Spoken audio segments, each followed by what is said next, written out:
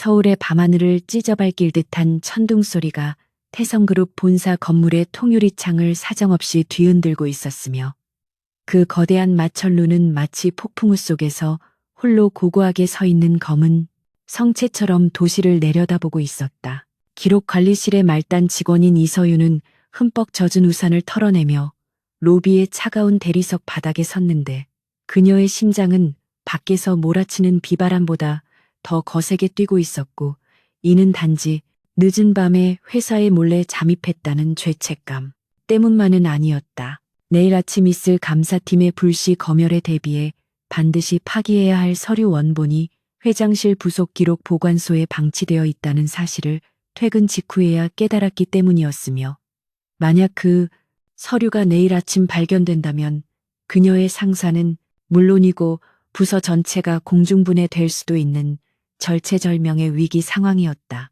서윤은 보안 카드를 리더기에 갖다 대며 제발 경비실에서 이 움직임을 눈치채지 않기를 간절히 기도했고 다행히 녹색 불빛과 함께 엘리베이터의 문이 육중한 소리를 내며 열렸다.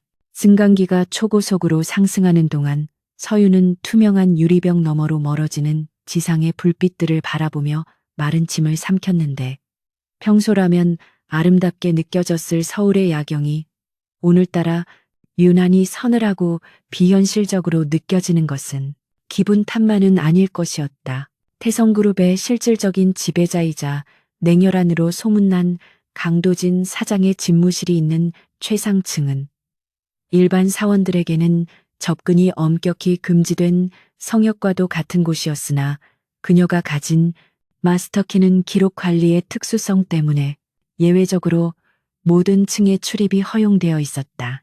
띵 하는 청아한 알림음과 함께 60층에 도착했을 때 복도는 소름 끼칠 정도로 고요했고 오직 비상구 표시 등의 희미한 초록색 불빛만이 긴 복도를 유령처럼 비추고 있었는데 서윤은 발소리를 죽이기 위해 구두를 벗어 손에 들고 차가운 바닥을 맨발로 디디며 조심스럽게 걸음을 옮겼다. 공기 중에는 미세하지만 분명히 평소와는 다른 이질적인 냄새가 섞여 있었는데 그것은 비릿하고도 쇠맛이 나는 짙은 혈향이었다. 그녀가 찾던 부속 기록실은 사장 집무실을 거쳐야만 들어갈 수 있는 구조였기에 서윤은 집무실의 거대한 양문형 문 앞에서 잠시 망설일 수밖에 없었으나 틈새로 새어나오는 불빛이 전혀 없는 것으로 보아 안에 아무도 없다는 확신을 가지고 조심스럽게 문손잡이를 돌렸다. 문이 소리 없이 열리자마자 훅 끼쳐오는 비릿한 냄새는 복도에서 맡았던 것보다 훨씬 더 강렬하고 역겨워서 서윤은 본능적으로 코를 막으며 뒷걸음질 칠 뻔했으나 그 순간 번개가 번쩍이며 집무실 내부를 대낮처럼 환하게 비추었다. 그리고 그 짧은 찰나의 빛 속에서 서윤은 보지 말아야 할 것을 보고 말았는데 그것은 깨진 유리 조각들이 널려있는 바닥과 넘어진 고가구들 사이로 피를 흘리며 쓰러져 있는 신원, 미상의 남자들, 그리고 그들 한가운데 서 있는 한 남자의 실루엣이었다. 그는 마치 지옥에서 기어나온 악귀처럼 거친 숨을 몰아쉬고 있었고 그의 흰 셔츠는 붉은 선혈로 물들어 본래의 색을 잃어버린 상태였다. 서윤의 뛰어난 기억력은 그 남자가 태성그룹의 젊은 제왕 강도진이라는 사실을 단번에 인식시켰지만 눈앞의 인물은 잡지나 뉴스에서 보던 냉철하고 빈틈없는 엘리트 경영자의 모습과는 거리가 멀어도 너무나 멀었다. 그는 고통과 광기가 뒤섞인 눈빛으로 허공을 응시하며 제어할 수 없는 떨림을 억누르기 위해 자신의 팔을 손톱이 박힐 정도로 움켜쥐고 있었는데 이는 단순한 부상이 아니라 마치 내면의 무언가와 처절하게 싸우고 있는 짐승의 모습에 더 가까웠다. 서윤은 공포에 질려 비명조차 지르지 못한 채 그대로 굳어버렸고 도망쳐야 한다는 이성이 뇌를 지배하기도 전에 강도진의 고개가 기계적으로 돌아가며 정확히 그녀가 서 있는 문 쪽을 향했다. 어둠 속에서도 형형하게 빛나는 그의 눈동자가 서윤의 존재를 포착하는 순간 방 안의 공기가 급격히 얼어붙는 듯한 살기가 그녀의 전신을 휘감았다. 도망쳐야 한다는 본능이 뒤늦게 발동하여 서윤이 몸을 돌리려던 찰나 강도진은 믿을 수 없는 속도로 거리를 좁혀왔고 순식간에 그녀의 어깨를 낚아채 집무실 안으로 끌어당긴 뒤 육중한 문을 걷어차 닫아버렸다. 광하는 굉음과 함께 서윤은 차가운 벽으로 거칠게 밀쳐졌고 등 뒤로 느껴지는 딱딱한 벽의 감촉과 눈앞에서 느껴지는 남자의 뜨겁고 거친 숨결이 동시에 그녀를 압박해왔다. 강도진의 손은 서윤의 목을 조르듯이 감싸 쥐고 있었지만 완전히 힘을 주지는 않은 채 위협적으로 으르렁거렸는데 그의 손바닥에서 느껴지는 끈적한 액체가 피라는 사실을 깨닫자 서윤의 다리가 후들거려서 있기조차 힘들 지경이었다. 그는 초점이 흔들리는 눈으로 서윤을 내려다보며 쉰 목소리로 누구냐고 낮게 으르렁거렸는데 그 목소리에는 이성을 잃기 직전의 위태로움이 묻어 있어 듣는 사람으로 하여금 전율을 일으키게 했다. 저는 기록관리실 직원 이서윤입니다. 서류를 가지러 왔을 뿐입니다. 살려주세요. 서윤은 최대한 침착하려고 노력하며 떨리는 입술로 대답했지만 그녀의 목소리는 공포로 인해 형편없이 갈라져 나왔고 강도진은 그 대답을 듣고도 소나기의 힘을 풀기는커녕 더욱 거칠게 그녀를 벽으로 밀어붙였다. 그는 마치 그녀의 말을 믿지 않는다는 듯 혹은 그녀가 누구인지조차 중요하지 않다는 듯 붉게 충혈된 눈으로 그녀의 얼굴을 훑어내렸는데 그 시선은 인간을 보는 것이 아니라 먹잇감을 탐색하는 포식자의 그것과 동일했다. 강도진의 시선이 서윤의 목에 걸린 사원증에 잠시 머물렀다가 다시 그녀의 눈동자로 돌아왔을 때 서윤은 그가 지금 정상적인 사고가 불가능한 상태라는 것을 직감적으로 깨달았고 그가 앓고 있는 것이 단순한 분노 조절, 장애가 아니라 훨씬 더 깊고 어두운 심연의 병증임을 눈치챘다.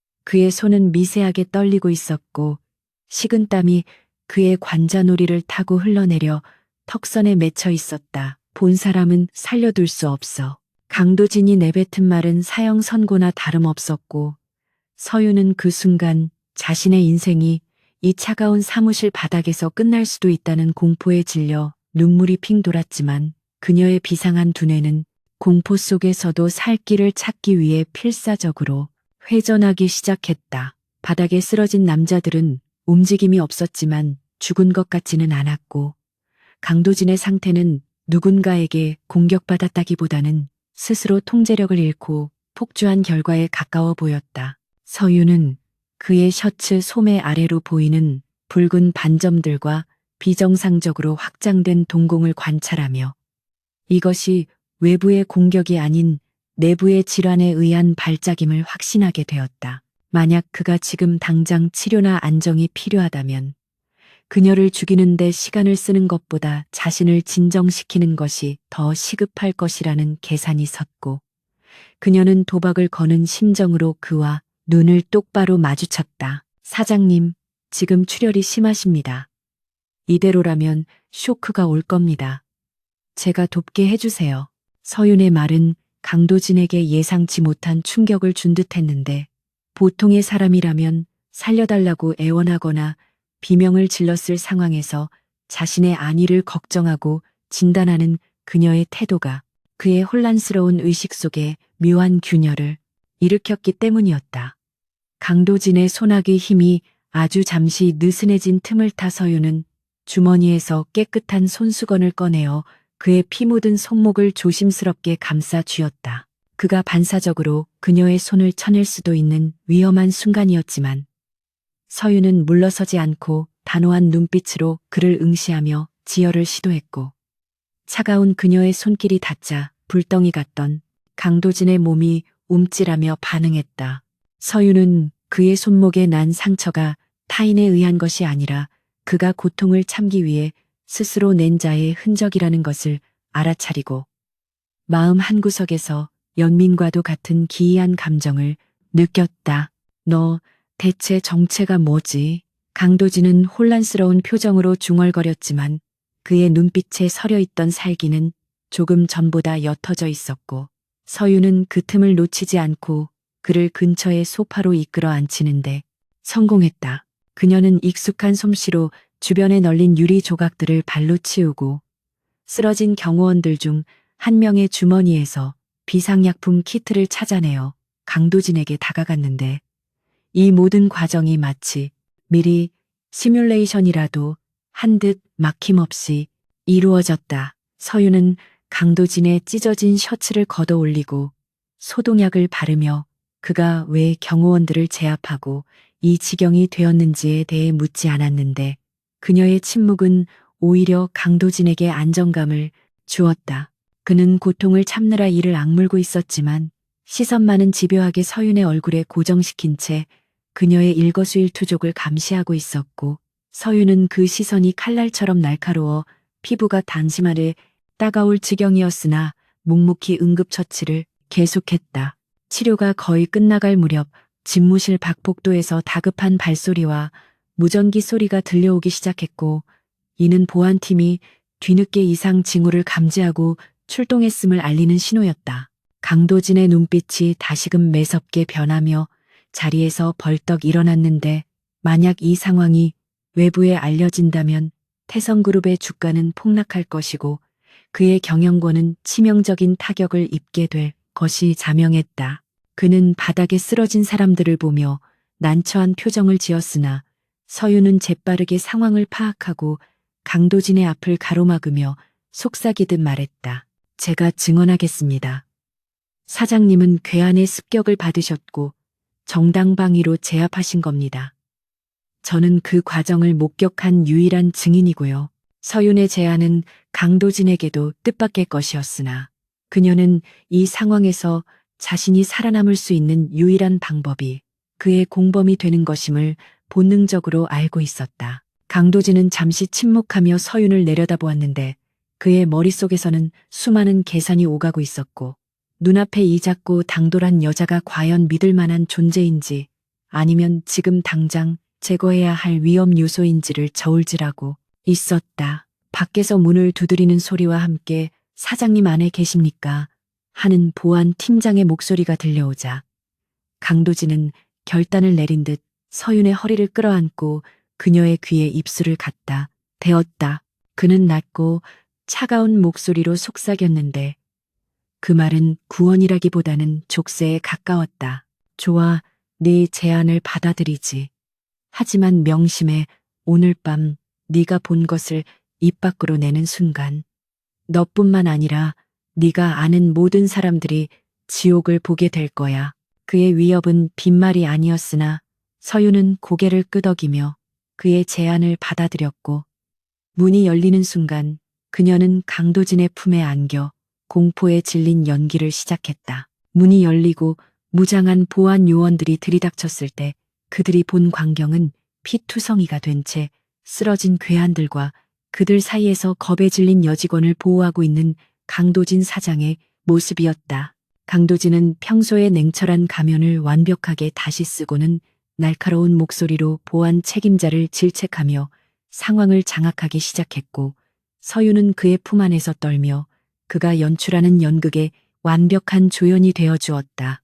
보안팀이 쓰러진 사람들을 끌어내고 현장을 수습하는 동안 강도진은 서윤을 놓아주지 않은 채 자신의 개인 비서에게 연락해 차를 대기시키라고 지시했는데 그의 손은 여전히 서윤의 어깨를 강하게 움켜쥐고 있어 그녀가 도망칠 수 없음을 상기시키고 있었다. 서윤은 이제 자신이 돌아올 수 없는 강을 건넜음을 깨달았고 오늘 밤의 선택이 그녀의 평범했던 인생을 송두리째 뒤흔들게 될 것임을 예감하며 눈을 감았다. 상황이 정리되고 모두가 물러간 뒤 텅 빈 집무실에는 다시 적막이 찾아왔고 깨진 유리창 너머로 들어오는 빗소리만이 두 사람 사이의 침묵을 채우고 있었다. 강도진은 피 묻은 셔츠를 벗어던지고 새 옷으로 갈아입으며 서윤에게 시선을 주지 않은 채 무심하게 말했는데 그 말투에는 더 이상 감정이 섞여 있지 않았다. 따라와 너를 집까지 데려다 주지 물론. 단순한 호의라고 착각하지는 마. 너는 이제 내 감시하에 있으니까. 서윤은 젖은 옷이 몸에 달라붙어 한기를 느꼈지만 거부할 수 없는 압박감에 눌려 그를 따라 나설 수밖에 없었다. 그녀가 엘리베이터에 오르기 직전 강도진은 뒤를 돌아보며 의미심장한 미소를 지었는데 그것은 사냥감을 덫에 가둔 사냥꾼의 미소이자 동시에 자신을 구해준 은인에게 보내는 기묘한 호기심의 표현이기도 했다. 지하 주차장에 대기하고 있던 검은색 세단에 오르자마자 강도진은 운전석과 뒷좌석 사이에 차단막을 올리고 서윤에게 서류 한 장을 내밀었는데 그것은 방금 비서실장이 급하게 출력해온 비밀유지 서약서가 아닌 혼인신고서, 양식에 가까운 기이한 서류였다. 서윤이 당황하여 눈을 크게 뜨자 강도진은 다리를 꼬고 앉아 창밖을 바라보며 무심하게 툭 내뱉었다. 내 옆에 있으려면 확실한 자격이 필요해. 단순한 목격자로는 부족해. 내 약점을 쥐고 흔들 수 있는 위치라면 그만큼의 담보를 내놓아야지. 서윤은 떨리는 손으로 서류를 집어들었고 그 맨 윗줄에 적힌 배우자란을 보며 숨이 턱 막히는 것을 느꼈다. 이것은 제안이 아니라 명령이었고 거절하는 순간 그녀가 알던 평온한 일상은 영원히 사라질 것이라는 무언의 협박이 종이 한 장에 무겁게 담겨 있었다. 차는 빗속을 뚫고 서울의 도심을 벗어나 한적한 교외로 달리기 시작했고 차창 밖으로 스쳐 지나가는 가로등 불빛들이 마치 서윤에 흘러가는 운명처럼 빠르게 전멸하고 있었다. 강도진은 침묵을 지키고 있었지만 그의 시선은 차창에 비친 서윤의 얼굴을 끈질기게 쫓고 있었고 서윤 또한 그 시선을 느끼며 피하지 않고 정면으로 마주 보았다. 그녀는 자신이 지금 호랑이 굴에 제 발로 걸어 들어왔다는 사실을 뼈저리게 실감하고 있었지만 한편으로는 아까 보았던 그의 고독하고 처절했던 눈빛이 뇌리에 박혀 지워지지 않고 있었다. 비밀을 들킨 남자와 그 비밀을 지켜주기로 한 여자. 두 사람을 태운 차는 어둠 속으로 미끄러지듯 사라져갔고 이것은 길고도 위험한 계약의 서막에 불과했다. 서윤의 손에 들린 서류는 마치 불에 달궈진 쇳덩이처럼 뜨겁게 느껴졌는데 그것은 종이의 온도가 아니라 그 안에 담긴 내용이 주는 압도적인 무게감 때문이었으며 가장 윗부분에 선명하게 인쇄된 혼인신고서라는 5글자는 그녀의 이성을 마비시키기에 충분했다. 그녀는 믿을 수 없다는 눈빛으로 옆자리에 앉아 창밖을 응시하는 강도진을 바라보았지만 그는 마치 날씨 이야기를 하듯 평온한 얼굴로 턱을 괴고 있었고 방금 전까지 피를 흘리며 짐승처럼 울부짖던 남자가 맞는지 의심스러울 정도로 차분하게 가라앉은 상태였다. 이서윤 씨가 본 것을 입막음하는 가장 확실한 방법은 법적인 테두리 안으로 들어오는 것이고 대한민국 법률상 배우자는 상대방에게 불리한 증언을 거부할 권리가 있으니까 이것만큼 완벽한 보완 장치는 없지 않겠나. 그의 목소리는 건조하기 짝이 없었으며 결혼이라는 일륜지 대사를 단지 법적인 안전장치나 비즈니스 계약의 일종으로 치부하는 태도의 서윤은 기가 막혀 말문이 막힐 지경이었다. 이건 말도 안 됩니다. 저는 사장님과 결혼할 이유가 전혀 없으며 오늘 본 것은 절대 발설하지 않겠다는 각서라면 수백 장이라도 써드릴 수 있지만 이런 식의 억지는 받아들일 수 없습니다. 서윤은 떨리는 목소리를 가다듬으며 최대한 단호하게 거절 의사를 밝혔고 당장이라도 차를 세우라고 소리치고 싶은 충동을 억눌렀는데 달리는 차 안에서 그를 자극해봤자 좋을 것이 없다는 판단 때문이었다. 강도진은 서윤의 격렬한 거부에도 눈 하나 깜짝하지 않고 천천히 고개를 돌려 그녀를 응시했는데 그 서늘한 눈동자 깊은 곳에는 타인의 감정 따위는 전혀 고려하지 않는 지배자의 오만함이 깃들어 있었다. 종이 쪼가리에 불과한 각서를 내가 어떻게 믿지? 인간의 입은 간사해서 위기 상황이 닥치면 언제든 열리기 마련이고 나는 내 운명을 타인의 양심 따위에 맡기는 취미가 없어. 그의 말은 논리적이었지만 그 논리는 지독하게 자기중심적이었고 서윤은 그가 자신을 동등한 인격체가 아닌 통제해야 할 변수로만 보고 있음을 뼈저리게 느꼈다. 차량은 어느새 서울의 화려한 야경을 뒤로하고 인적이 드문 산길로 접어들고 있었는데 차창 밖으로 스쳐 지나가는 울창한 숲의 그림자가 마치 서윤을 삼키려는 괴물의 입처럼 음산하게 느껴졌다. 강도진은 품 안에서 스마트폰을 꺼내어 무언가를 조작하더니 서윤의 눈앞에 화면을 들이밀었는데 그곳에는 서윤의 가족들이 운영하는 작은 분식집의 전경과 대학 도서관에서 공부하고 있는 남동생의 모습이 실시간 영상처럼 선명하게 재생되고 있었다. 서윤의 눈동자가 공포로 크게 확장되자 강도진은 만족스러운 듯 옅은 미소를 지으며 낮은 목소리로 속삭였다. 자네 남동생이 이번 학기에 장학금을 받지 못하면 등록금을 마련하기 힘들다는 것도 알고 있고 어머니의 가게가 위생 점검 문제로 구청의 주시를 받고 있다는 것도 알고 있는데 내가 손가락 하나만 까딱하면 이 모든 평화가 순식간에 지옥으로 변할 수 있다는 사실을 잊지 마. 비열하십니다. 어떻게 일반인을 상대로 이런 짓까지 할 수 있습니까? 당신이 그러고도 대한민국을 대표하는 기업의 경영자입니까? 서윤은 치밀어 오르는 분노를 참지 못하고 소리쳤지만 강도진은 그녀의 분노를 비웃듯 어깨를 으쓱해 보일 뿐이었고 그의 태도에는 일말의 죄책감도 찾아볼 수 없었다. 경영자란 목표를 달성하기 위해 가용할 수 있는 모든 자원을 활용하는 사람이고 자네와 자네 가족의 안위는 내가 가진 힘에 비하면 아주 사소한 자원에 불과해.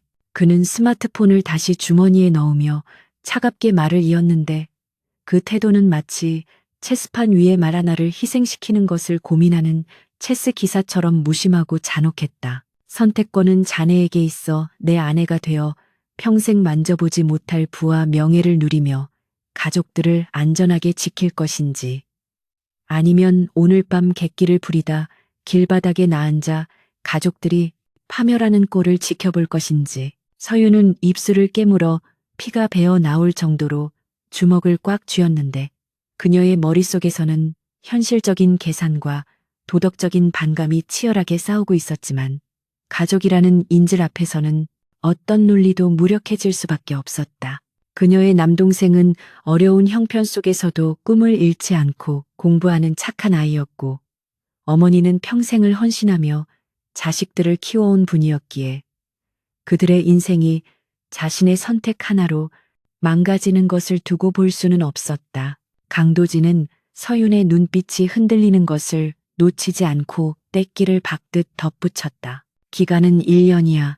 1년 동안 내 공식적인 배우자로서 역할을 수행하고 내 비밀을 완벽하게 지켜준다면 그 후에는 깔끔하게 이혼해주지 물론 위자료는 자네 가족이 평생 놀고 먹어도 남을 만큼 챙겨주겠어. 1년이라는 기한과 금전적인 보상은 서윤에게 있어 거절하기 힘든 달콤한 독배와도 같았고 그녀는 결국 체념한 듯 깊은 한숨을 내쉬며 고개를 떨구었다. 차가 육중한 철문을 통과하여 높은 담벼락으로 둘러싸인 대저택의 마당에 들어섰을 때 서윤은 마치 감옥에 수감되는 죄수가 된 듯한 기분을 느꼈는데 이곳은 지도에도 나오지 않는 강도진만의 은신처임이 분명했다. 빗줄기는 여전히 거세게 쏟아지고 있었고 차에서 내리는 두 사람을 맞이하기 위해 검은 정장을 입은 사용인들이 도열해 있었지만 그들의 표정은 훈련된 로봇처럼 무감정했다. 강도진은 서윤을 에스코트하는 신예조차 하지 않고 성큼성큼 현관으로 걸어 들어갔고 서윤은 젖은 옷을 입은 채 추위에 떨며 그의 뒤를 따를 수밖에 없었는데 화려한 샹들리에가 빛나는 거실에 들어서자마자 압도적인 위압감이 그녀를 짓눌렀다. 넓은 거실 중앙에는 고급스러운 가죽 소파와 대리석 테이블이 놓여 있었고 강도진은 테이블 위에 미리 준비된 몽블랑 만년필과 인주를 턱짓으로 가리키며 짧게 명령했다. 서명의 시간 끌 생각하지 말고. 서윤은 테이블 앞으로 다가가 떨리는 손으로 만년필을 집어들었고 종이 위를 스치는 펜촉의 사각거리는 소리가 거실의 정막을 날카롭게 베어냈다. 그녀가 이름을 적어 내려가는 동안 강도진은 팔짱을 낀 채 그녀를 내려다보고 있었는데 그의 눈빛은 사냥감을 참애는 거미처럼 집요하고 끈질겼다. 서윤이 마지막 획을 긋고 도장 대신 지장을 찍기 위해 인주의 엄지 손가락을 댔을 때 붉은 인주가 마치 핏방울처럼 보여 순간적으로 섬뜩함을 느꼈지만 그녀는 망설임을 끊어내듯 강하게 종이 위에 손가락을 눌렀다. 붉은 지문이 선명하게 찍히는 순간 그녀의 자유는 공식적으로 박탈당했고 그녀는 이제 태성그룹 강도진 사장의 법적인 아내이자 그의 가장 위험한 비밀을 공유하는 공범자가 되었다. 강도진은 서윤이 서명을 마치자마자 서류를 낚아채듯 가져가 확인한 뒤 만족스러운 표정으로 비서에게 넘겼는데 그 표정은 아내를 맞이한 남편의 얼굴이 아니라 성공적인 인수합병을 마친 사업가의 얼굴이었다. 오늘부터 이곳이 네 집이야. 필요한 물건은 비서실에서 알아서 준비해 줄 테니 몸만 들어오면 되고 2층의 내 방을 제외한 모든 곳은 자유롭게 써도 좋아. 그는 서윤에게 시선조차 주지 않고 계단을 향해 걸어가며 무심하게 말을 던졌는데 그의 뒷모습에서는 조금 전에 폭주하던 모습은 온데간데 없고 다시 차갑고 완벽한 제왕의 모습만이 남아 있었다. 하지만 서윤은 그가 계단 손잡이를 잡는 손이 미세하게 떨리고 있다는 것을 눈치챘고 그가 아직 완전히 회복되지 않은 상태에서 억지로 버티고 있다는 것을 알 수 있었다. 저기요, 사장님 아니, 강도진 씨. 서윤이 그를 불러 세우자 강도진은 계단 중간에 멈춰서서 천천히 고개를 돌렸는데 호칭이 바뀐 것에 대해 불쾌한 기색이 역력했다. 서윤은 주눅 들지 않고 똑바로 그를 쳐다보며 말했다. 약속하신 대로 가족들의 안전은 확실하게 보장해 주셔야 합니다. 만약 그들에게 조금이라도 해가 간다면 저도 가만히 있지 않을 겁니다. 제게도 잃을 것이 없는 사람의 무서움을 보여줄 수 있는 권리가 있으니까요. 강도진은 의외라는 듯 눈썹을 치켜 세웠다가 피식 웃음을 터뜨렸는데 그것은 비웃음이 아니라 그녀의 당돌함에 대한 흥미로움이 섞인 묘한 웃음이었다. 걱정 마. 내 물건에 흠집을 내는 짓은 안 하니까. 그리고 호칭은 여보라고 부르는 연습을 해두는 게 좋을 거야.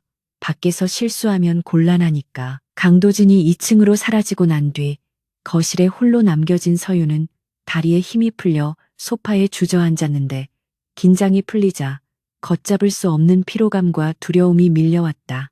나이 지긋한 집사가 다가와 정중하게 고개를 숙이며 그녀를 안내하겠다고 말했지만 서윤의 귀에는 아무것도 들어오지 않았고 오직 이 거대한 감옥에서 어떻게 살아남아야 할지에 대한 막막함만이 가득했다. 집사를 따라 들어간 손님방은 호텔 스위트룸보다 더 화려하고 안락하게 꾸며져 있었지만 창문에는 방탄유리가 설치되어 있었고 문은 밖에서 잠글 수 있는 구조로 되어 있어 이곳이 철저하게 통제된 공간임을 상기시켜 주었다. 서윤은 샤워실로 들어가 뜨거운 물을 틀어놓고 한참을 멍하니 서 있었는데 몸에 묻은 빗물은 씻겨 내려갔지만 마음속에 새겨진 공포와 모멸감은 쉽게 지워지지 않았다. 한편 자신의 방으로 돌아온 강도진은 문을 잠그자마자 침대 옆 협탁의 서랍을 거칠게 열어 약병을 꺼냈는데 손이 심하게 떨려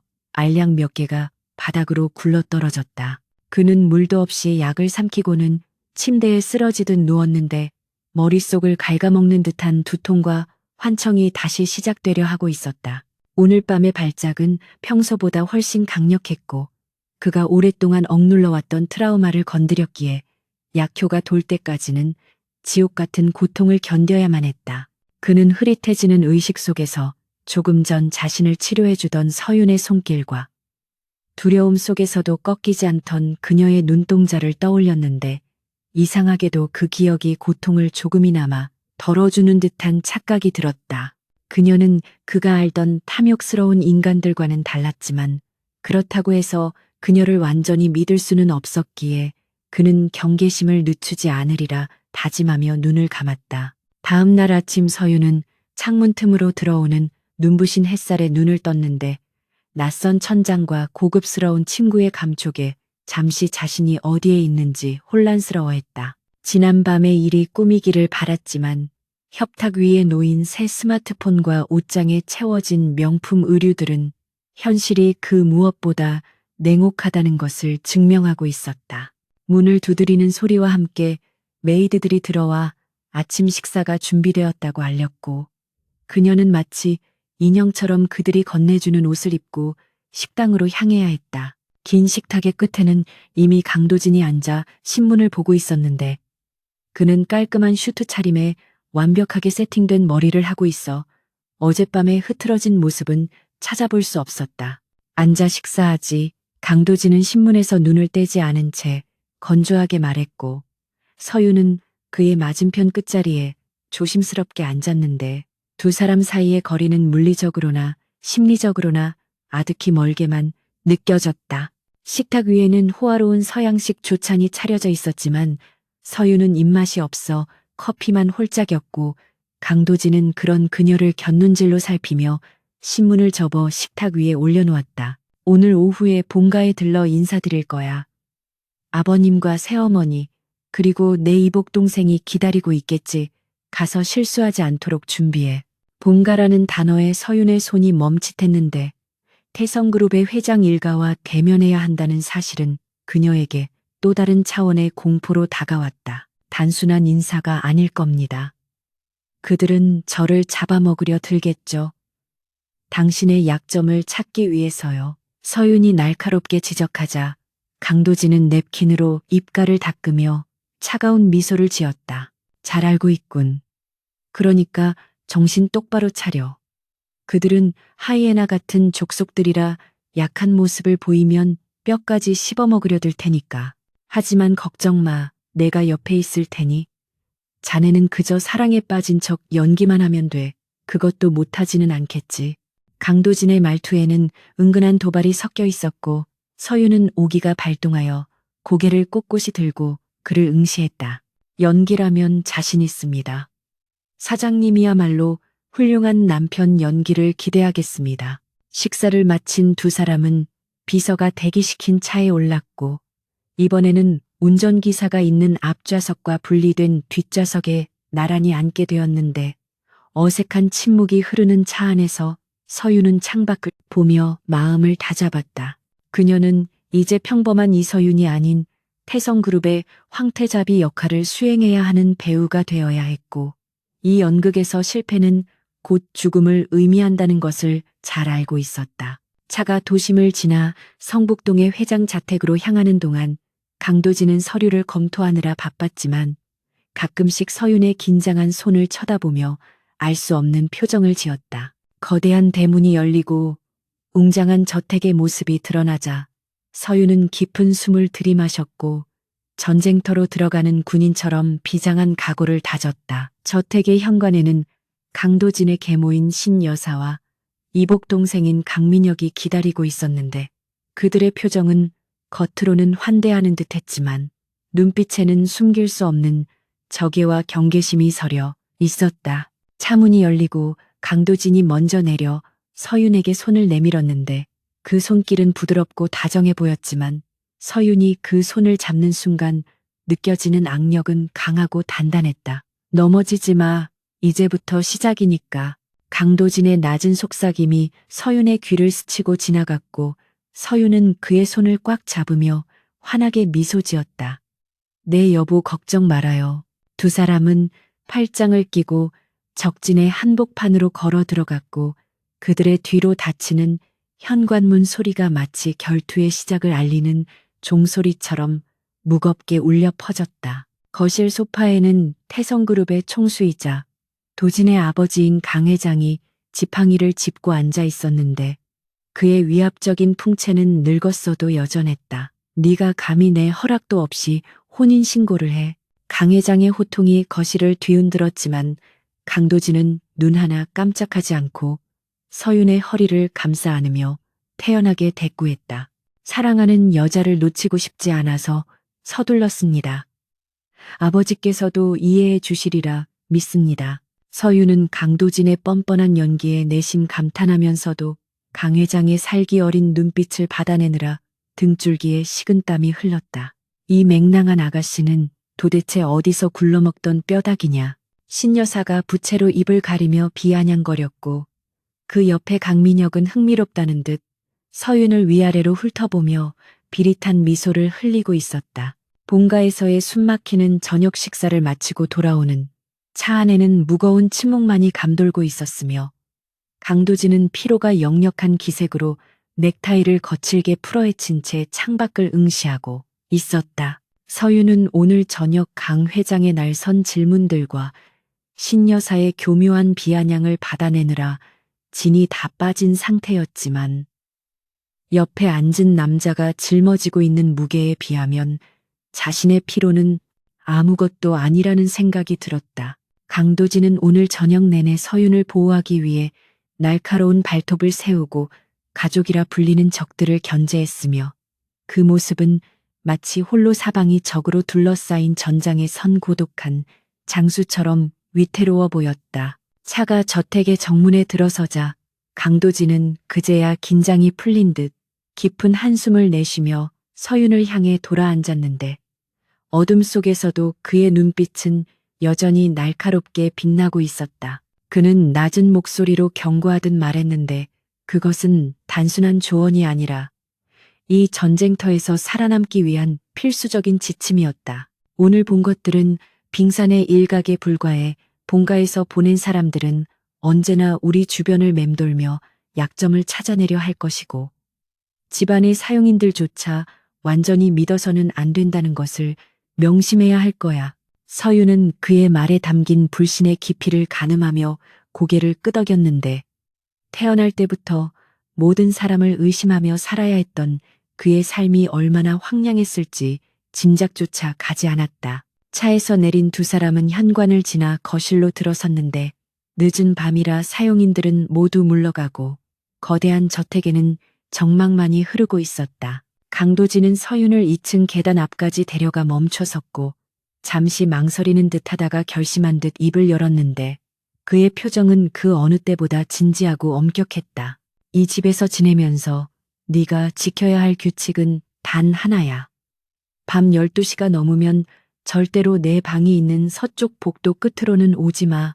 무슨 소리가 들리든 무시해. 그의 경고는 단호했고 타협의 여지가 없어 보였기에 서윤은 그저 알겠다고 대답할 수밖에 없었으나 그녀의 마음속에서는 본능적인 호기심과 불안감이 동시에 피어오르고 있었다. 강도진은 서윤의 대답을 듣고도 안심이 되지 않는지 재차 다짐을 받은 뒤에야 자신의 방으로 사라졌고 서윤은 닫힌 문을 한참 동안 바라보다가 자신의 방으로 발길을 돌렸다. 침대에 누워 천장을 바라보았지만 잠은 오지 않았고 벽 너머 어딘가에서 강도진이 홀로 겪고 있을 고통과 비밀이 무엇인지에 대한 의문이 꼬리에 꼬리를 물고 이어졌다. 그녀의 비상한 기억력은 첫 만남 때 보았던 그의 증상들과 오늘 본가에서 들었던 이야기들을 퍼즐 조각처럼 맞추기 시작했는데 강 회장이 넌지시 던졌던 유전병에 관한 언급과 신 여사가 흘린 저주받은 피라는 단어가 뇌리에 박혀 떠나지 않았다. 며칠이 지나면서 서윤은 점차 이 거대한 감옥 같은 저택의 생활에 적응해 나가기 시작했는데 그녀는 겉으로는 순종적인 아내를 연기하고 있었지만 속으로는 날카로운 관찰자의 눈으로 집안의 모든 것을 파악하고 있었다.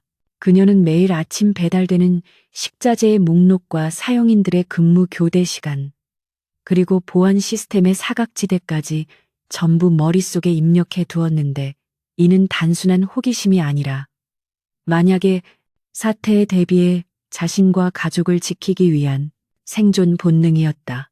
특히 그녀의 눈길을 끈 것은 강도진의 식단과 약을 관리하는 전담 주치의가 주기적으로 방문한다는 사실이었는데 그는 올 때마다 두꺼운 차트를 들고 심각한 표정으로 서재에 들어갔다가 한참 뒤에야 나오곤 했다. 서윤은 청소를 핑계로 서재 주변을 얼쩡거리며 대화 내용을 엿들으려 했지만 완벽한 방음 장치 때문에 그들의 비밀스러운 대화는 문틈으로 새어나오지 않았다. 그러던 어느 날 밤 폭우가 쏟아지며 천둥 번개가 요란하게 치던 새벽에 서유는 목이 말라 잠에서 깨어났고 물을 마시기 위해 조심스럽게 방을 나섰다. 복도는 칠흑 같은 어둠에 잠겨 있었고 창밖에서 번개가 칠 때마다 긴 그림자들이 유령처럼 일렁거려 섬뜩한 분위기를 자아내고 있었다. 서유는 발소리를 죽이며 계단을 내려와 주방으로 향했는데 냉장고에서 물병을 꺼내 돌아서던 순간 거실 소파에 누군가가 앉아 있는 것을 발견하고 심장이 나칠듯이 놀랐다. 번개가 번쩍이며 거실을 비추자 그 형체가 드러났는데 그것은 고통에 몸부림치며 식은땀을 흘리고 있는 강도진이었다.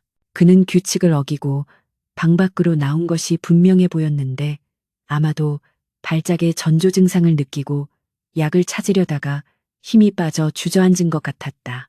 서유는 규칙을 어기고 그에게 다가가야 할지 아니면 못 본 척 방으로 돌아가야 할지 갈등했지만 고통에 신음하는 그를 외면할 수 없다는 양심의 소리가 더 컸다. 그녀는 천천히 그에게 다가가며 떨리는 목소리로 괜찮냐고 물었고 강도진은 소스라치게 놀라며 고개를 들었는데 그의 눈은 붉게 충혈되어 있었고 온몸은 불덩이처럼 뜨거웠다. 오지마 저리 가. 강도진은 쉰 목소리로 그녀를 밀어내려 했지만 손을 뻗을 힘조차 없어 보였고 바닥에는 그가 떨어뜨린 듯한 약통이 뒹굴고 있었다. 서유는 그의 거부에도 불구하고 다가가 바닥에 떨어진 약통을 주워들었고 떨리는 손으로 약을 꺼내 물과 함께 그에게 건네주었다. 그는 잠시 망설였지만 극심한 고통을 이기지 못하고 서윤의 손에서 약을 받아 삼켰고 거친 숨을 몰아쉬며 소파 등 바지에 기대어 눈을 감았다. 약효가 돌기를 기다리는 동안 서윤은 젖은 수건을 가져와 그의 이마에 맺힌 식은땀을 닦아주었는데 가까이에서 본 그의 얼굴은 천하를 호령하는 재벌 총수가 아니라 그저 아픔에 지친 한 나약한 인간일 뿐이었다.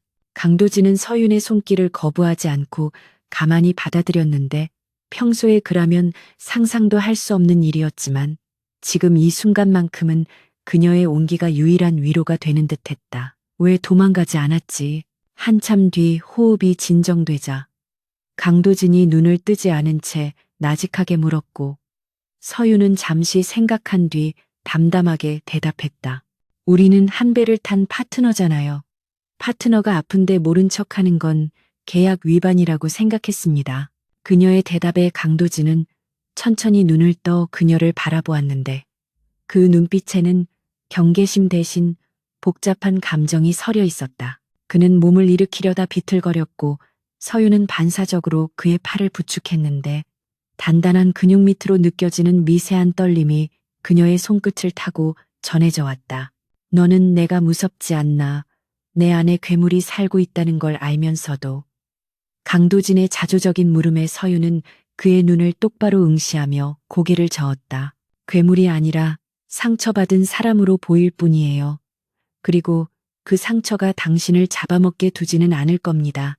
제가 곁에 있는 동안은요. 서윤의 말은 강도진의 얼어붙은 마음에 작은 균열을 일으켰고 그는 생전 처음 들어보는 위로에 당황한 듯 시선을 피했다. 그는 거칠게 자신의 팔을 빼내며 스스로 서려고 노력했지만 서윤의 부축 없이는 걷기 힘든 상태였기에 결국 그녀의 어깨에 의지해 2층으로 올라가야 했다. 침실 앞까지 그를 데려다준 서윤은 문을 열어주며 안으로 들어가라고 손짓했지만 강도진은 문고리를 잡은 채 들어가지 않고 뒤를 돌아 그녀를 빤히 쳐다보았다. 오늘 일은 잊어. 그리고 앞으로는 정말로 조심해야 할 거야. 내가 언제 이성을 잃고 너를 해칠지 모르니까. 그의 말은 여전히 차가웠지만 그 속에 담긴 뜻은 전과는 달리 그녀를 진심으로 걱정하는 마음에서 비롯된 것임을 서유는 느낄 수 있었다. 알겠습니다. 하지만 필요하다면 언제든지 부르세요. 저는 도망가지 않을 테니까요. 서유는 미소를 지으며 대답했고 강도진은 묘한 표정으로 그녀를 바라보다가 말없이 방 안으로 들어가 문을 닫았다.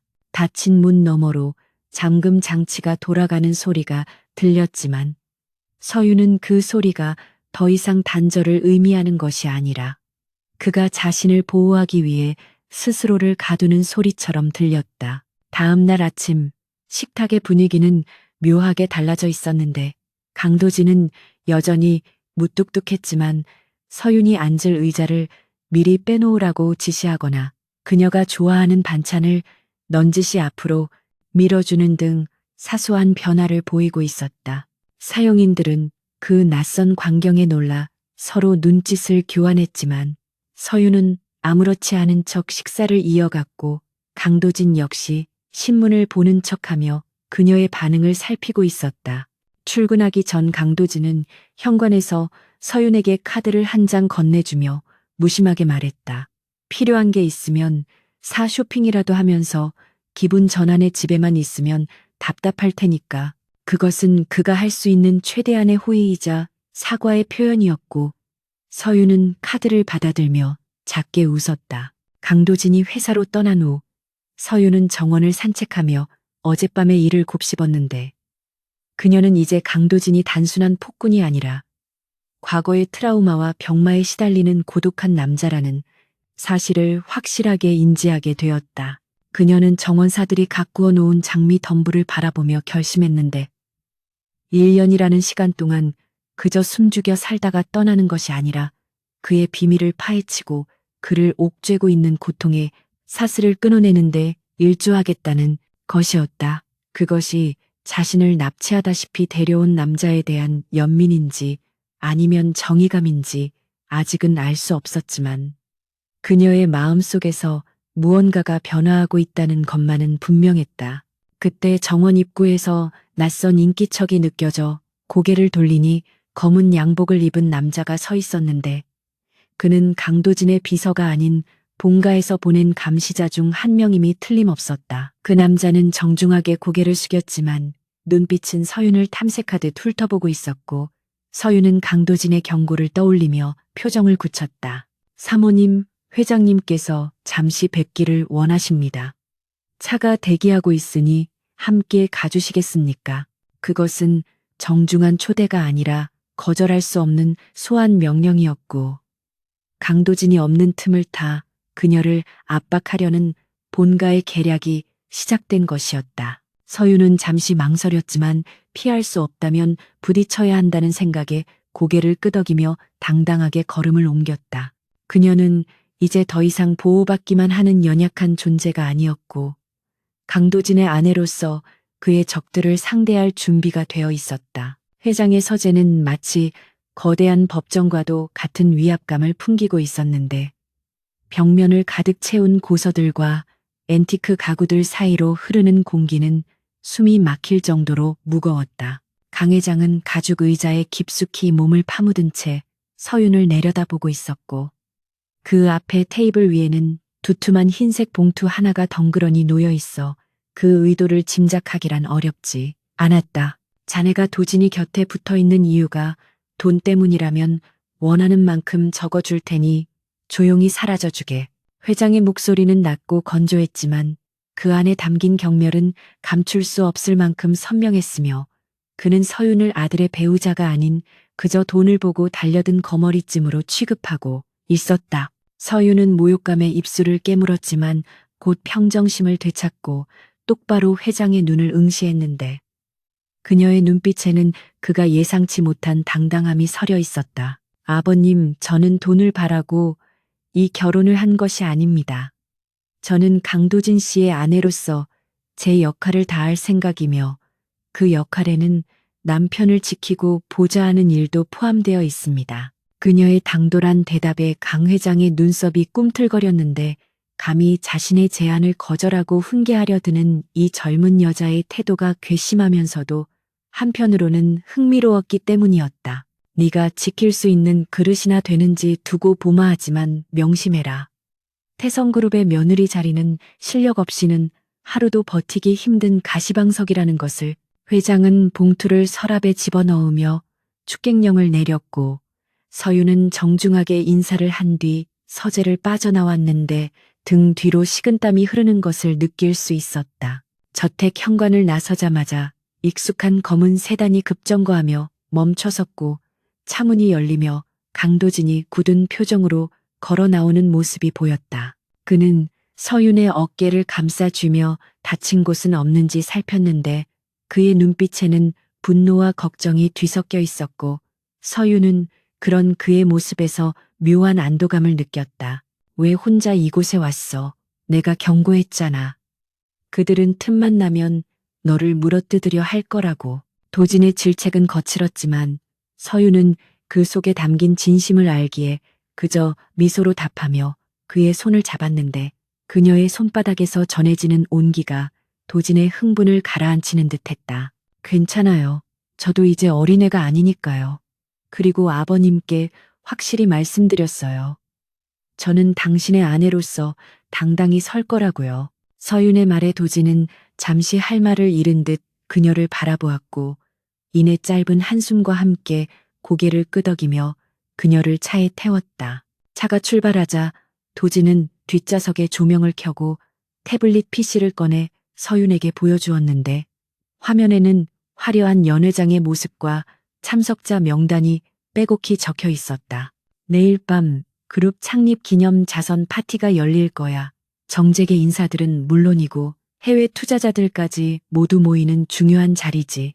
그곳이 네가 공식적으로 데뷔하는 첫 무대가 될 거야. 다음 날 오후 도진이 보낸 스타일리스트들이 저택으로 들이닥쳐 서윤을 꾸미기 시작했는데 그들의 손길은 마치 전쟁터에 나가는 장수에게 갑옷을 입히듯 신속하고 정교했다. 짙은 네이비색 실크 드레스는 서윤의 희고 고운 피부를 더욱 돋보이게 했고 우아하게 올린 머리와 다이아몬드 목걸이는 그녀를 평범한 직원에서 재벌가의 안주인으로 완벽하게 탈바꿈시켜 놓았다. 준비를 마치고 계단을 내려오는 서윤을 본 강도진은 잠시 걸음을 멈추고 멍하니 그녀를 바라보았는데 평소 감정을 잘 드러내지 않는 그조차도 그녀의 아름다움에 압도된 듯한 표정이었다. 그는 말없이 다가와 자신의 팔을 내밀었고 서윤이 그 팔을 잡자 두 사람 사이에는 말로 표현할 수 없는 기류가 흘렀는데 그것은 단순한 비즈니스 파트너 이상의 긴장감이었다. 준비됐나? 오늘 밤은 길고 험난할 거야. 도진의 속삭임에 서윤은 결연한 눈빛으로 고개를 끄덕였다. 연회장이 마련된 특급 호텔 그랜드 볼룸은 화려한 샹들리에와 값비싼 장식들로 치장되어 있었고 입구부터 수많은 취재진이 몰려들어 플래시 세례를 퍼붓고 있었다. 강도진과 서윤이 레드카펫에 들어서자 카메라 셔터 소리가 빗발치듯 쏟아졌고 도진은 서윤의 허리를 단단히 감싸 안으며 그녀를 에스코트했는데 그의 당당한 태도는 주변을 압도하기에 충분했다. 서윤은 눈이 부실 정도로 터지는 플래시 불빛에 잠시 현기증을 느꼈지만 도진의 단단한 팔에 의지하며 침착하게 미소를 유지했고 그 모습은 마치 오랫동안 훈련받은 왕족처럼 우아했다. 연회장 안으로 들어서자 화려한 옷을 입은 사람들이 삼삼오오 모여 담소를 나누고 있었고 도진의 등장과 함께 시선이 집중되었는데 그 시선들 속에는 호기심과 질투 그리고 경계심이 복잡하게 얽혀 있었다. 그때 인파를 헤치고 다가오는 무리가 있었으니 바로 도진의 이복 동생인 강민혁과 그의 측근들이었고 민혁의 얼굴에는 비열한 미소가 걸려 있었다. 형님 오셨습니까? 그리고 형수님도 처음 뵙겠습니다. 소문보다 훨씬 아름다우시네요. 민혁의 인사는 깍듯했지만 그 말투에는 가시가 돋쳐 있었고 그는 서윤을 훑어보며 노골적으로 그녀를 평가하는 듯한 무례한 태도를 보였다. 특히 민혁의 곁에는 이번 태성그룹의 신규 프로젝트 투자를 결정할 핵심 인물인 프랑스 투자그룹의 베르나르 대표가 서 있었는데 그는 까다롭기로 소문난 인물이라 도진조차도 긴장하고 있는 상대였다. 민혁은 베르나르 대표에게 서윤을 소개하며 교묘하게 그녀를 깎아내리기 시작했다. 이쪽은 형님의 아내 되시는 분입니다.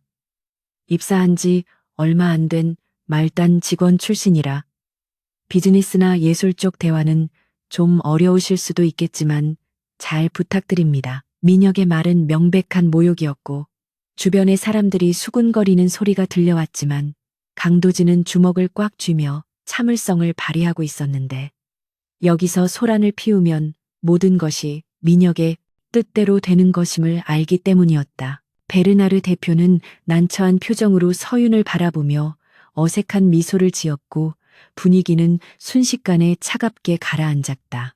서윤은 당황하거나 부끄러워하는 기색 없이 오히려 민혁을 향해 여유로운 미소를 지어 보인 뒤 유창한 불어로 베르나르 대표에게 말을 건넸다. 만나서 반갑습니다. 베르나르 대표님, 민혁 도련님께서 제 소개를 너무 겸손하게 해주셨네요. 저는 태성그룹의 기록관리실에서 근무하며 회사의 모든 역사와 프로젝트를 기록하고 보존하는 일을 했습니다. 서윤의 완벽한 발음과 세련된 매너에 베르나르 대표의 눈이 휘둥그레졌고 민혁의 표정은 순식간에 굳어졌다. 사실 제가 기록실에서 대표님의 선친이신 앙리 회장님과 저희 그룹 선대 회장님 사이에 오고 갔던 서신들을 정리한 적이 있습니다.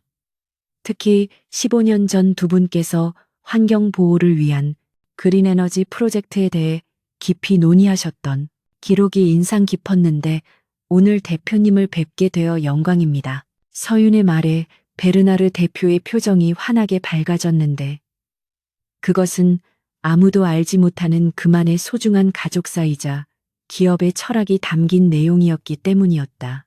오맙소사, 그 낡은 서신들을 기억하고 계신단 말입니까? 제 아버님의 유지를 이해해주는 분을 여기서 만나게 될 줄은 몰랐습니다. 베르나르 대표는 감격하여 서윤의 손을 잡고 흔들었고 두 사람은 자연스럽게 예술과 역사 그리고 기업의 미래 가치에 대해 깊이 있는 대화를 나누기 시작했다. 강민혁은 꿀먹은 벙어리가 되어 그 광경을 지켜볼 수밖에 없었는데 자신이 무시했던 서윤의 경력이 오히려 그녀의 가장 강력한 무기가 되어 돌아온 셈이었다. 서윤은 기록관리실에서 근무하며 태성그룹의 방대한 자료들을 읽고 외웠던 것을 바탕으로 투자자가 가장 관심 있어 할 만한 주제를 정확히 파악하여 공략했고 이는 그 어떤 화려한 프레젠테이션보다 강력한 효과를 발휘했다. 강도진은 옆에서 서윤이 대화를 주도하는 모습을 지켜보며 놀라움을 금치 못했는데 그녀의 작은 머리 안에 이토록 방대한 지식과 기지가 숨겨져 있을 줄은 상상도 하지 못했기 때문이었다. 그는 처음으로 서윤을 단순한 보호 대상이 아닌 자신의 옆에 설 자격이 충분한 동반자로 인식하기 시작했고 그녀를 바라보는 눈빛에는 존경심마저 서려 있었다. 대화가 무르익을 무렵 베르나르 대표는 강도진에게 돌아서며 만족스러운 표정으로 말했다. 강 사장, 당신은 정말 훌륭한 아내를 두었소. 그녀의 통찰력과 진정성이 나를 감동시켰소. 이번 계약은 긍정적으로 검토하겠소. 베르나르 대표의 말 한마디에 주변의 분위기는 반전되었고 강민혁은 분을 참지 못해 얼굴이 붉어진 채 슬그머니 자리를 피했다. 강도진은 승리의 미소를 지으며 서윤의 허리를 더욱 단단히 감싸 안았고 귓가에 작게 속삭였다. 정말 대단해. 내가 졌어. 너는 내 예상보다 훨씬 더 위험하고 매력적인 여자야. 서윤은 그의 칭찬에 얼굴을 붉히며 겸손하게 대답했지만 그녀의 눈은 성취감으로 반짝이고 있었다. 파티가 끝나고 돌아가는 차 안에서 서윤은 긴장이 풀려 시트에 몸을 기댔는데 극도의 긴장감 뒤에 찾아온 피로가 몰려와 눈꺼풀이 무거웠다. 강도진은 말없이 자신의 재킷을 벗어 서윤의 어깨에 덮어주었고 그녀가 편안하게 쉴 수 있도록 운전기사에게 천천히 가라고 지시했다. 오늘 당신 덕분에 큰 위기를 넘겼어. 고마워 진심이야. 도진의 솔직한 고백에 서윤은 놀란 눈으로 그를 바라보았는데 그동안의 차가운 태도와는 달리 그의 목소리는 부드럽고 따뜻했다. 저는 그저 제 몫을 했을 뿐이에요. 계약 조건의 파트너로서 최선을 다한다는 조항이 있었던 걸로 기억하는데요.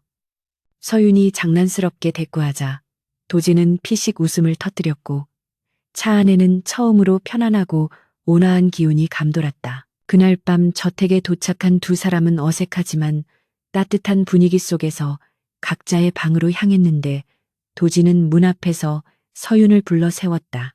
앞으로는 혼자 싸우게 하지 않을게. 네가 나를 지켜준 것처럼 나도 너를 지킬 거야. 그게 내 방식이니까. 그의 말은 단순한 약속을 넘어선 맹세처럼 들렸고 서유는 가슴 한구석이 벅차오르는 것을 느끼며 고개를 끄덕였다. 잘 자요, 여보. 서윤이 처음으로 자연스럽게 그를 여보라고 부르자 도진의 눈동자가 잠시 흔들렸지만 그는 싫지 않은 듯 옅은 미소를 지으며 방으로 들어갔다. 서윤은 닫힌 문을 바라보며 자신의 심장이 평소보다 빠르게 뛰고 있음을 깨달았고 이것이 단순한 전우애인지 아니면 다른 감정의 시작인지 혼란스러워하며 침대에 몸을 던졌다. 한편 자신의 방에 들어온 강도진은 넥타이를 풀며 창가에 섰는데 유리창에 비친 자신의 얼굴이 평소보다 훨씬 편안해 보인다는 사실을 깨달았다. 그는 오늘 밤 서윤이 보여준 놀라운 능력과 당당함을 떠올리며 그녀에 대한 호기심이 더욱 깊어지는 것을 느꼈다. 그녀는 단순히 운이 좋아 자신의 약점을 잡은 여자가 아니었고 어쩌면 신이 그에게 보낸 구원자일지도 모른다는 생각이 스치고 지나갔다. 하지만 동시에 그는 자신의 병이 언제 다시 발목을 잡을지 모른다는 불안감에 휩싸였고 그녀가 자신의 추악한 밑바닥을 더 깊게 알게 되었을 때도 여전히 곁에 있어 줄지에 대한 의문이 고개를 들었다. 그는 서랍 속의 약병을 만지작거리며 깊은 생각에 잠겼고 밤은 그렇게 두 사람의 각기 다른 상념 속에서 깊어가고 있었다.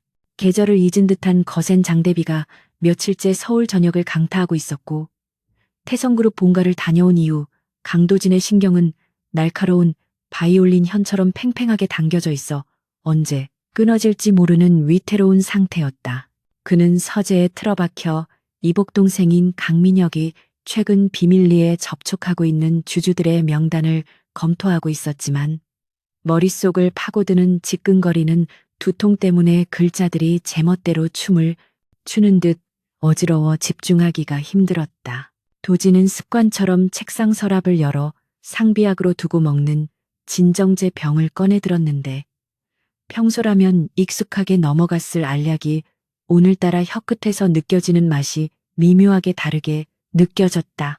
하지만 그는 그저 자신의 컨디션 난조 탓이라 여기며 물과 함께 약을 삼켰고 이것이 자신의 인생을 송두리째 뒤흔들 치명적인 실수가 되리라는 것을 그때는 미처 깨닫지 못했다. 약을 먹은 지 30분도 채 지나지 않아 진정되기는커녕 심장이 터질 듯이 빠르게 뛰기 시작했고 혈관을 타고 흐르는 피가 마치 용암처럼 끓어오르는 듯한 끔찍한 자결감이 전신을 덮쳐왔다.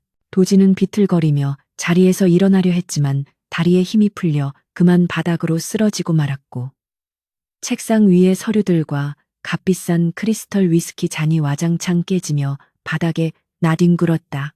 이것은 평소의 발작과는 차원이 다른 고통이었는데 마치 누군가가 뇌 속에 손을 집어넣어 휘젓는 듯한 환각과 환청이 쉴 새 없이 밀려와 현실과 악몽의 경계를 무너뜨리고 있었다. 그는 흐릿해지는 의식 속에서 누군가가 자신의 약을 바꿔치기 했다는 사실을 본능적으로 직감했고 그 배후에 누가 있는지를 깨닫자 치밀어 오르는 분노와 배신감에 짐승 같은 울음소리를 토해냈다. 한편 1층 거실에서 책을 읽고 있던 서유는 위층에서 들려오는 둔탁한 굉음과 비명소리에 화들짝 놀라 책을 떨어뜨렸는데 그것은 단순한 실수로 인한 소음이 아니라는 것을 직감할 수 있었다. 집안의 사용인들은 이미 도진의 언명으로 인해 별관으로 물러간 상태였기에 이 넓은 저택에 남은 사람은 오직 두 사람뿐이었고 서유는 불길한 예감에 휩싸여 2층으로 급하게 뛰어 올라갔다. 도진의 방문은 굳게 잠겨 있었지만 안에서는 물건이 부서지는 소리와 함께 고통의 찬 신음소리가 끊임없이 새어나오고 있어 상황의 심각성을 짐작하게 했다.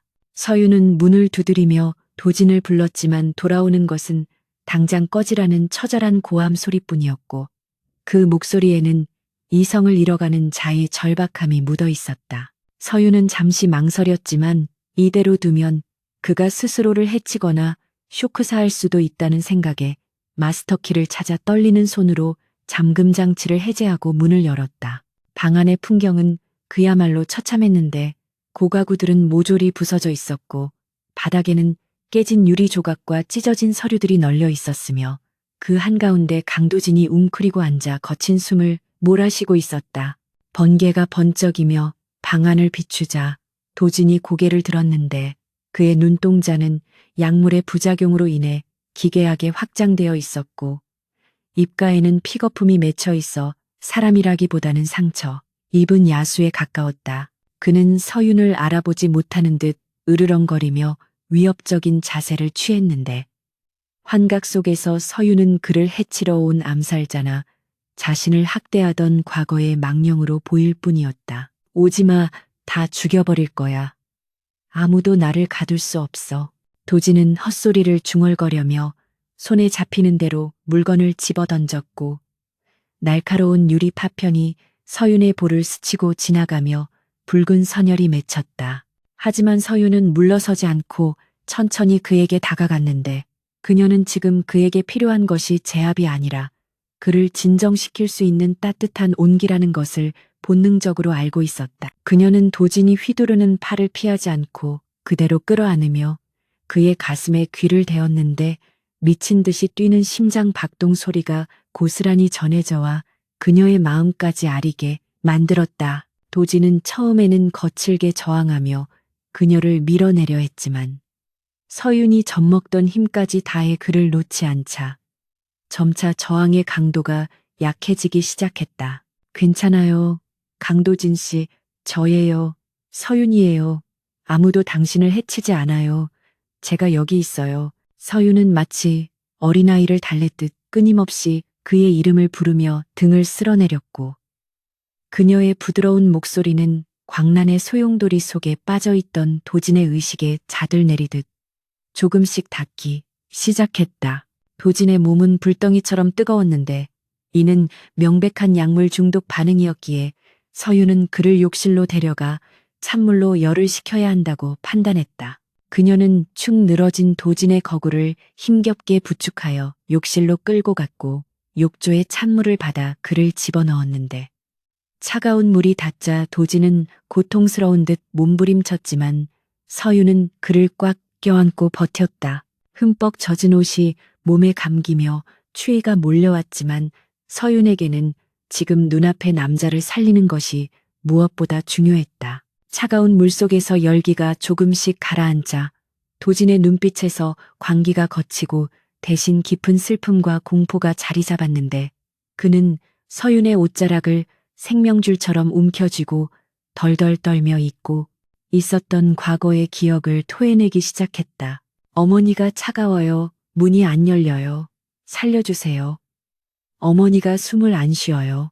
그의 입에서 흘러나오는 말들은 충격적이었는데 그것은 그가 어린 시절 겪었던 끔찍한 트라우마에 관한 것이었고 그가 왜 비오는 날과 밀폐된 공간을 두려워하는지 설명해주는 단서였다. 서윤은 그가 어머니의 죽음을 목격하고 그 시신과 함께 며칠 동안 갇혀 있었다는 사실을 유추해내고는 걷잡을 수 없는 눈물을 흘렸다. 천하의 강도진이라 불리는 이 남자의 내면에는 여전히 그날의 어두운 방에 갇혀 울고 있는 어린 소년이 살고 있었던 것이다. 서윤은 욕조 안으로 들어가 도진을 마주 앉고 그의 젖은 머리카락을 넘겨주며 자신의 체온을 나누어 주었는데 이는 단순한 간호를 넘어 두 영혼이 가장 밑바닥에서 만나는 순간이었다.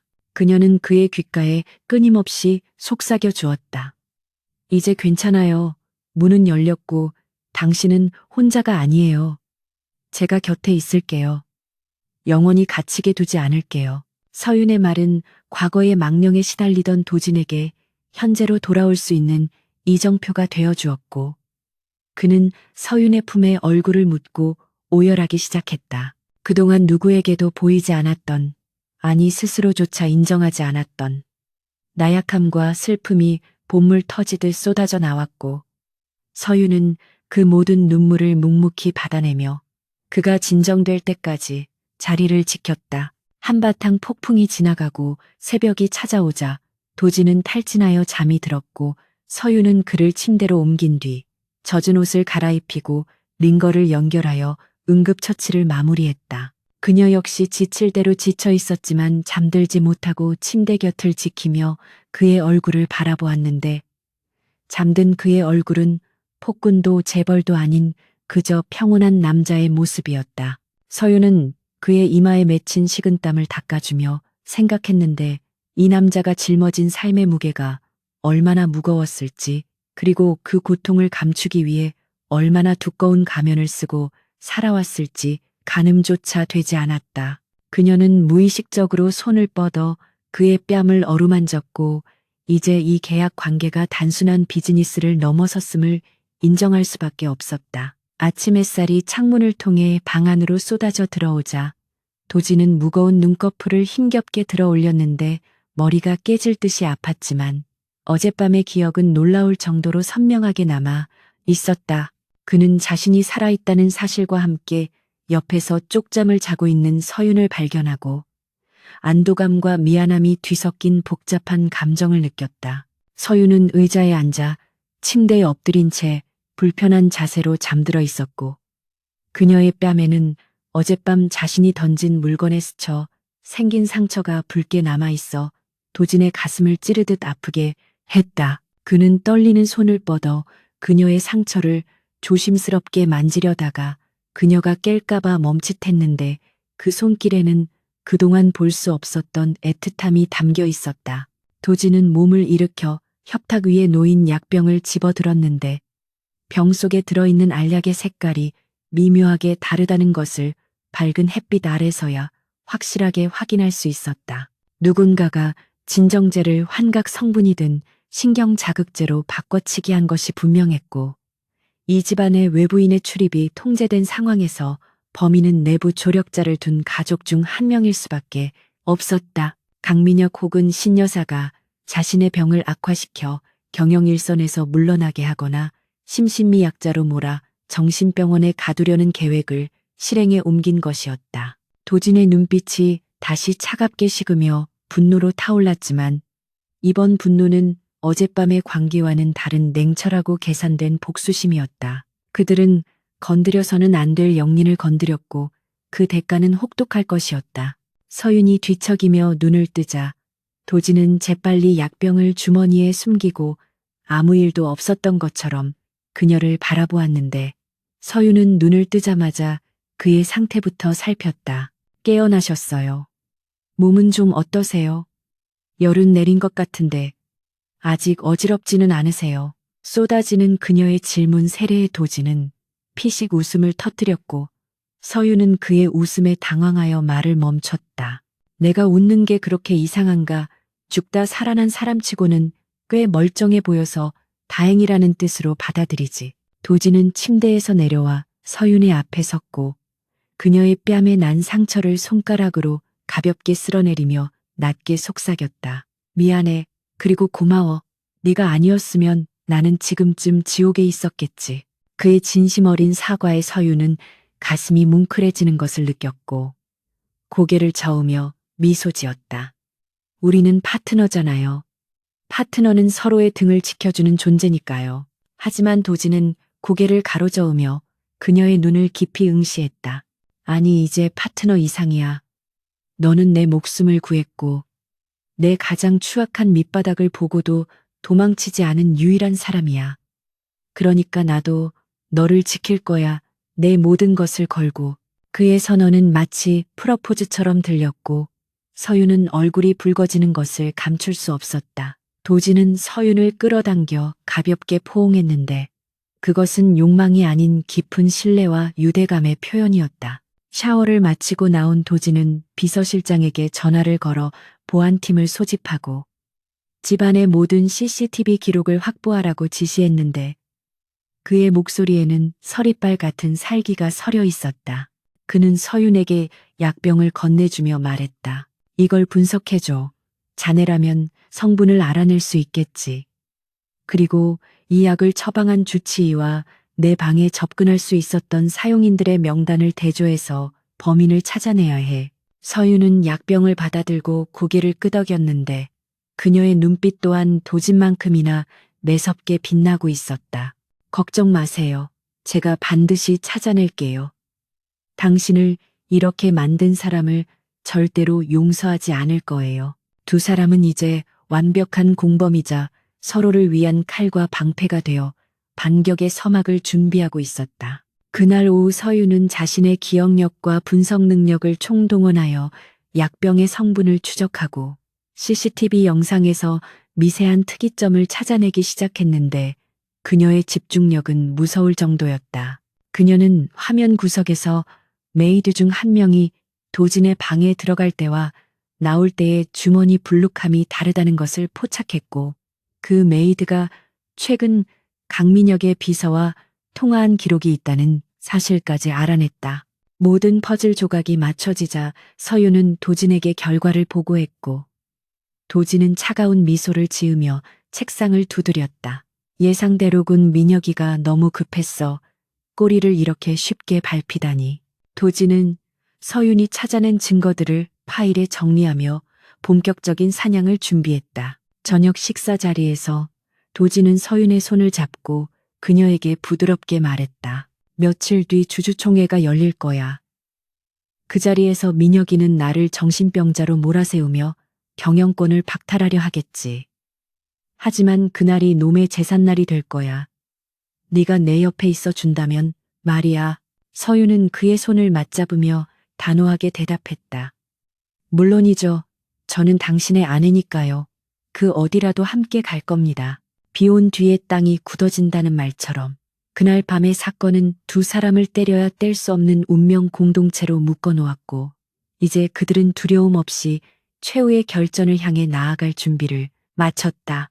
폭풍우가 지나간 자리에는 더 강한 뿌리가 내리고 있었고 그 뿌리는 사랑이라는 이름으로 자라나고 있었다. 태성그룹의 운명을 결정지을 주주총회가 열리는 날 아침.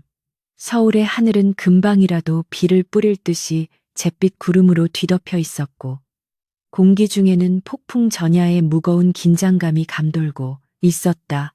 강도진은 새벽부터 일어나 서재 창가에 서서 밖을 내려다보고 있었는데 그의 등 뒤에는 이미 짐이 꾸려진 여행 가방 하나가 덩그러니 놓여 있어 그의 비장한 결심을 대변하고 있었다. 그는 오늘 있을 싸움이 단순히 경영권을 놓고 다투는 비즈니스 게임이 아니라 자신의 목숨을 노리는 하이에나들과의 피비린내 나는 혈투가 될 것임을 직감하고 있었기에 서윤을 이 위험한 전장에 대동할 수는 없다고 판단했다. 도진은 인기척을 느끼고 뒤를 돌아보았는데 문가에는 단정한 정장 차림의 서윤이 서 있었고 그녀는 여행 가방을 보자마자 그의 의도를 알아차린 듯 표정이 싸늘하게 굳어졌다. 지금 뭐 하시는 거죠? 이 가방은 뭐고 왜 저한테 아무런 상의도 없이 멋대로 결정하시는 겁니까? 서윤의 목소리는 낮았지만 떨리고 있었고 도진은 그녀의 눈을 피하지 않고 다가가 어깨를 잡으며 단호하게 말했다. 공항으로 가비행기 티켓과 여권 그리고 당분간 지낼 수 있는 현금은 준비해 뒀어. 오늘 주주총회장이 아수라장이 될 텐데 네가 그 꼴을 보게 할 수는 없어. 이건 명령이야. 그의 말은 서윤을 보호하기 위한 최선의 선택이었지만 서윤에게는 그것이 또 다른 형태의 배신으로 느껴졌다. 그녀는 도진의 손을 거칠게 쳐내며 뒤로 물러섰고 눈가에 고인 눈물을 참아내며 소리쳤다. 저를 뭘로 보시는 거예요? 필요할 때는 이용하고 위험해지니까 버리는 그런 존재인가요? 저는 당신의 아내이자 파트너예요. 계약서의 잉크도 마르지 않았는데 이렇게 일방적으로 계약을 파기할 수는 없어요. 도진은 서윤의 고집에 답답함을 느끼며 머리를 쓸어 넘겼는데 그녀가 강민혁과 그 배우 세력이 얼마나 잔혹한 인간들인지 모르기 때문에 할 수 있는 소리라고 생각했다. 놈들은 나를 끌어내리기 위해서라면 수단과 방법을 가리지 않을 거야. 내 약점을 잡기 위해 너를 납치하거나 해칠 수도 있어. 그러니까 제발 내 말 좀 들어. 네가 다치는 건 죽기보다 싫단 말이야. 도진의 절박한 고백에 서윤은 잠시 말을 잃었지만 이내 결연한 표정으로 자신의 가방에서 두툼한 서류 봉투 하나를 꺼내어 도진의 가슴팍에 안겼다. 제가 다치는 게 두렵다면 이기면 되잖아요. 도망치는 게 아니라 맞서 싸워서 그들을 짓밟아버리면 되는 거 아닌가요? 이게 제 대답이에요. 도진은 의아한 표정으로 봉투를 열어 내용물을 확인했는데 그 안에는 그가 상상조차 하지 못했던 충격적인 자료들이 정리되어 있었다. 그것은 강민혁이 지난 수년 동안 페이퍼 컴퍼니를 통해 회사의 자금을 횡령해 온 내역과 도진의 주치의에게 거액의 뒷돈을 건넨 송금 기록, 그리고 결정적으로 도진의 약을 바꿔치기 하라고 사주한 통화 녹취록의 사본이었다. 서윤은 도진이 자료를 훑어보며 경악하는 동안 차분하게 설명을 덧붙였다. 제가 기록 관리실에 근무할 때 우연히 파기된 줄 알았던 구형 서버의 백업 데이터를 복구한 적이 있어요. 그때는 별거 아니라고 생각했지만 당신을 만나고 나서 모든 퍼즐이 맞춰지더군요. 제 머릿속에 있는 이 모든 데이터가 당신을 살릴 무기예요. 도진은 서류에서 눈을 떼고 서윤을 바라보았는데 그녀는 더 이상 보호받아야 할 연약한 여자가 아니라 전세를 역전시킬 수 있는 가장 강력한 전략가로 보였다. 너 정말 겁도 없군. 이걸 가지고 있었다니. 만약 놈들이 알았다면 쥐도 새도 모르게 당했을 거야. 도진의 말에 서윤은 엷은 미소를 지으며 대답했다. 그러니까 당신 옆에 있어야죠. 제가 가진 이 기억과 증거들은 당신이 있어야만 빛을 발할 수 있으니까요. 이제 저를 보내겠다는 말은 거두세요. 우리는 함께 회장실로 걸어 들어갈 거니까요. 도진은 서윤을 와락 끌어안았는데 그녀의 체온과 심장 박동이 그에게 무한한 용기를 불어넣어주는 듯했고 그는 더 이상 망설이지 않고 그녀와 함께 전장으로 향하기로 결심했다. 두 사람은 서로의 손을 꽉 잡고 저택을 나섰고 현관 앞에는 그들을 태우고 갈 검은색 세단이 대기하고 있었는데 운전석에 앉은 비서실장의 표정 또한 비장하기 그지없었다. 주주총회가 열리는 호텔로 향하는 도로는 출근길 차량들로 꽉 막혀 있었고 차창 밖으로 떨어지기 시작한 빗방울이 유리창을 두드리며 불길한 리듬을 만들어내고 있었다. 도진은 차 안에서 태블릿 PC로 실시간 주가 동향과 언론 보도를 체크하고 있었는데 강민혁 측에서 흘린 악의적인 루머 탓에 태성그룹의 주가는 곤두박질 치고 있었고 주주들의 여론 또한 도진에게 불리하게 돌아가고 있었다.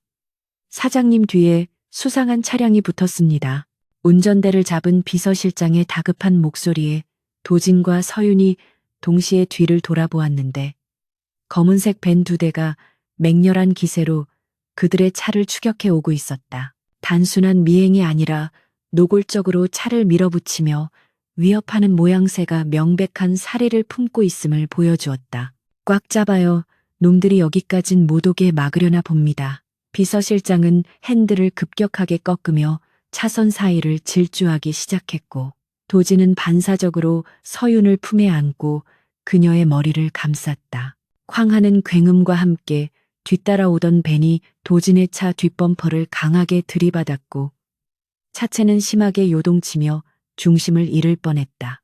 서윤은 공포에 질려 비명을 질렀지만 도진의 품 안에서 눈을 질끈 감고 버텼고 도진은 이를 악물며 상황을 주시했다. 이것은 단순한 방해가 아니라 아예 사고사로 위장하여 자신들을 제거하려는 강민혁의 마지막 발악임이 분명했다. 도심 한복판에서 벌어지는 추격전은 아슬아슬하게 이어졌고 주변 차량들의 경적 소리와 타이어가 미끄러지는 소음이 뒤섞여 아비 규환을 이루었다. 사거리 교차로에서 신호가 바뀌는 순간 비서실장이 과감하게 엑셀을 밟아 트럭 사이를 빠져나갔지만 뒤쫓아오던 벤 한 대가 무리하게 진입하다가 가드레일을 들이받고 전복되었다. 하지만 나머지 한 대는 집요하게 쫓아와 도진의 차 측면을 들이받으려 시도했고 결국 지하차도 입구에서 두 차량은 격렬하게 충돌하며 벽을 긁으며 멈춰섰다.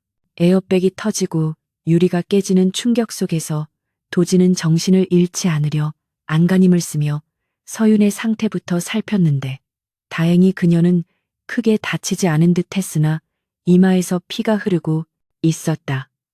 괜찮아, 움직일 수 있겠어? 도진의 다급한 물음에 서윤은 고통을 참으며 고개를 끄덕였고 두 사람은 연기가 피어오르는 차에서 힘겹게 빠져나왔다. 반대편 밴에서 흉기를 든 괴한들이 내리는 것을 본 도진은 서윤의 손을 잡고 지하차도 비상구를 향해 달리기 시작했는데 찢어진 옷과 피 묻은 얼굴로 질주하는 그들의 모습은 처절하기 그지없었다. 괴한들이 뒤를 쫓아왔지만 때마침 사이렌 소리와 함께 경찰차들이 접근하는 소리가 들리자 그들은 황급히 도주했고 도진과 서윤은 구사일생으로 위기를 넘길 수 있었다. 비서실장은 부상을 입은 채로 경찰에게 상황을 설명하며 시간을 벌어주었고 도진은 서윤을 데리고 지나가는 택시를 잡아탔다. 기사님, 그랜드 호텔로 가주세요. 최대한 빨리요. 도진의 목소리는 거칠었지만 눈빛만은 형형하게 살아있었고 서윤은 자신의 옷을 찢어 도진의 팔에서 흐르는 피를 지혈하며 그를 바라보았다. 호텔 연회장 안은 이미 주주총회가 시작되어 강민혁이 단상에 올라 열변을 토하고 있었는데 그는 도진의 부재를 강조하며 그가 정신적인 문제로 경영을 포기하고 잠적했다고 주장하고 있었다. 여러분, 태성그룹의 미래를 정신병자에게 맡길 수는 없습니다. 강도진 사장은 현재 심각한 환각과 망상에 시달리고 있으며 이는 회사의 안보에 치명적인 위협이 될 것입니다. 대형 스크린에는 조작된 진단서와 도진이 발작을 일으키는 몰래카메라 영상이 재생되고 있었고 주주들은 술렁거리며 동요하고 있었다. 강 회장은 눈을 감은 채 묵묵부답으로 앉아 있었고 신 여사는 승리의 미소를 감추지 못한 채 아들을 바라보고 있었다. 이제 투표를 통해 강도진 사장의 해임안을 가결하도록 하겠습니다. 사회자가 의사봉을 들고 선언하려는 찰나 연회장의 거대한 문이 쾅하는 소리와 함께 열렸다. 누가 감히 내 허락도 없이 주인을 바꾸려 드는가. 피 묻은 셔츠와 헝클어진 머리를 한 강도진이 서윤의 부축을 받으며 들어섰고 연회장 안의 모든 시선이 그들에게 쏠리며 정적이 흘렀다. 그들의 몰골은 처참했지만 뿜어져 나오는 기세는 그 어느 때보다 압도적이었고 강민혁은 마치 귀신을 본 듯 얼굴이 하얗게 질려 뒷걸음질 쳤다. 도진은 비틀거리면서도 당당하게 단상으로 걸어 올라가 마이크를 잡았는데 그의 눈빛은 강민혁을 꿰뚫을 듯 날카로웠다. 내가 미친 것이 아니라 네가 권력에 미쳐 형제를 죽이려 한 것이겠지. 도진의 일갈의 장례는 순식간에 아수라장이 되었고 기자들은 플래시를 터뜨리며 이 충격적인 장면을 담기에 바빴다. 강민혁은 당황하여 소리쳤다. 저 꼴을 보십시오. 제정신이 아닙니다. 경비원 뭐 하는 거야? 당장 끌어내. 보안 요원들이 다가오려 하자 서윤이 도진의 앞을 막아서며 품에서 USB와 서류 뭉치를 꺼내 높이 들었다. 멈추세요. 이 안에는 강민혁 전무가 저지른 모든 불법 행위의 증거가 담겨 있습니다. 횡령 배임 그리고 살인 교사 혐의까지 모든 것이 명백합니다. 서윤의 외침은 마이크를 타고 연회장 전체에 울려 퍼졌고 그녀는 침착하게 스크린을 조작하여 강민혁의 비밀 장부와 통화 녹음 파일을 재생시켰다. 스크린에 강민혁이 의사에게 약물 교체를 지시하는 목소리가 흘러나오자 주주들은 경악을 금치 못했고 강민혁은 다리에 힘이 풀려 주저앉고 말았다. 이건 조작이야. 모함이라고. 저 여자가 꾸민 짓이야. 강민혁이 발악하며 소리쳤지만 서윤은 차가운 눈빛으로 그를 내려다보며 마이크를 잡고 또렷하게 말했다. 저는 태성그룹 기록관리실의 이서윤입니다. 제가 가진 기억과 이 데이터들은 거짓말을 하지 않습니다. 강민혁 전무, 당신이 빼돌린 자금은 스위스 계좌로 흘러들어갔고 그 날짜와 금액은 회사의 재무제표상 누락된 수치와 정확히 일치합니다. 서윤은 자신의 천재적인 기억력을 발휘하여 횡령 날짜와 금액을 줄줄이 읊어대기 시작했고 회계 감사팀조차 혀를 내두를 정도의 정확함에 반박할 수 있는 사람은 아무도 없었다. 분위기는 완전히 반전되었고 강 회장조차 자리에서 일어나 지팡이로 바닥을 내리치며 호통쳤다. 민혁이 내 이놈 당장 그 입 다물지 못해. 부끄러운 줄 알아라. 결국 경찰이 들이닥쳐 강민혁과 그에 동조했던 임원들을 체포하여 연행해 갔고 연 회장은 순식간에 범죄 현장 검거 장소로 변해버렸다. 강도진은 단상에 서서 끌려가는 이복 동생을 바라보며 허탈함과 씁쓸함을 느꼈지만 동시에 긴장이 풀리며 엄청난 피로가 몰려왔다. 그는 비틀거리며 쓰러지려 했고 옆에 있던 서윤이 재빨리 그를 부축했는데 그녀의 눈에는 안도와 걱정의 눈물이 가득 고여 있었다. 끝났어요, 여보. 이제 다 끝났어요. 서윤의 속삭임에 도진은 힘겹게 미소를 지으며 그녀의 뺨을 어루만졌다. 아니, 이제 시작이야. 하지만 당신이 있어서 두렵지 않아. 주주들은 강도진의 결백과 강인한 정신력을 확인하고 기립 박수를 보내기 시작했는데 그것은 진정한 리더에 대한 존경의 표시였다. 피투성이가 된 채 서로를 의지하고 서 있는 두 사람의 모습은 그 어떤 완벽한 연설보다 강렬한 인상을 남겼고 태성그룹의 새로운 시대가 열렸음을 알리는 신호탄이 되었다. 도진은 서윤의 어깨에 머리를 기대며 귓가에 작게 속삭였다. 집에 가자. 우리 집으로. 서윤은 눈물을 닦으며 고개를 끄덕였고 두 사람은 수많은 사람들의 환호와 플래시 세례를 뒤로하고 당당하게 연회장을 빠져나갔다. 폭풍우가 지나간 뒤에 하늘은 거짓말처럼 개어 있었고 구름 사이로 내리쬐는 햇살이 상처 입은 두 영혼을 따뜻하게 감싸 안아주었다. 하지만 모든 것이 해결된 것은 아니었으니 강도진의 병은 여전히 남아 있었고 그들이 감당해야 할 트라우마의 치유는 이제부터가 진짜 시작이었다. 그러나 이제 그들은 혼자가 아니었기에 그 어떤 고난도 함께 이겨낼 수 있다는 믿음이 있었고 그 믿음은 법적인 계약보다 훨씬 더 단단한 사랑이라는 이름의 결속이었다. 차에 오른 도진은 긴장이 풀리자마자 서윤의 무릎을 베고 깊은 잠에 빠져들었고 서윤은 잠든 그의 얼굴을 내려다보며 조용히 맹세했다. 당신의 모든 아픔이 사라지는 날까지 제가 당신의 기억이 되고 방패가 되어줄게요. 차는 평화로운 오후의 햇살 속으로 미끄러지듯 사라져갔고 그렇게 길고도 치열했던 하루가 저물어가고 있었다. 계절의 흐름은 어김없이 찾아와 차갑고 황량했던 저택의 정원에도 따스한 봄 기운이 스며들기 시작했고 앙상했던 가지마다 연두빛 새순이 돋아나며 생명의 태동을 알리고 있었다. 주주총회 사건 이후 태성그룹은 대대적인 물갈이와 개혁을 단행하여 창사 이래 가장 투명하고 건실한 기업으로 거듭나고 있었으며 그 중심에는 강도진 사장과 그의 든든한 조력자 이서윤이 있었다. 강민혁과 그를 따르던 부패한 임원들은 모두 법의 심판을 받아 수감되었고 강 회장은 자신의 과오를 인정하며 경영 일선에서 물러나 요양을 떠났기에 도진을 위협할 세력은 더 이상 존재하지 않았다. 도진은 이제 누구의 눈치도 보지 않고 자신의 소신대로 그룹을 이끌어 나갔지만 과거의 독선적이고 차가운 모습 대신 직원들의 목소리에 귀를 기울이는 포용력 있는 리더로 변모해 있었고 사람들은 그 변화의 원천이 그의 아내인 이서윤에게 있음을 알게 모르게 짐작하고 있었다. 하지만 회사가 안정을 되찾고 모든 것이 평화로워질수록 서윤의 마음 한구석에는 설명할 수 없는 불안감과 서글픔이 자리 잡기 시작했는데 그것은 두 사람 사이에 존재하는 계약, 종료일이 하루하루 다가오고 있었기 때문이었다.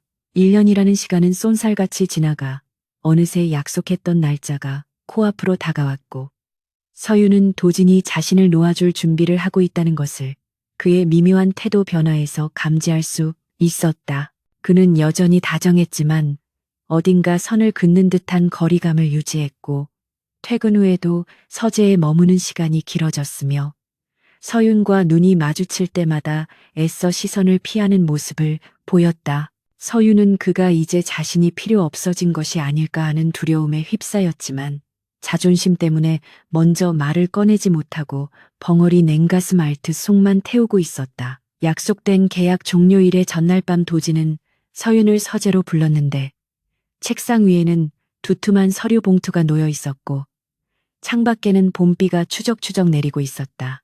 도진은 창가에 서서 빗줄기를 바라보고 있었는데 예전 같으면 비 오는 날마다 발작을 일으키거나 극도로 예민해졌을 그가 이제는 제법 편안한 모습으로 비를 즐기는 듯 보였다. 왔나 앉아.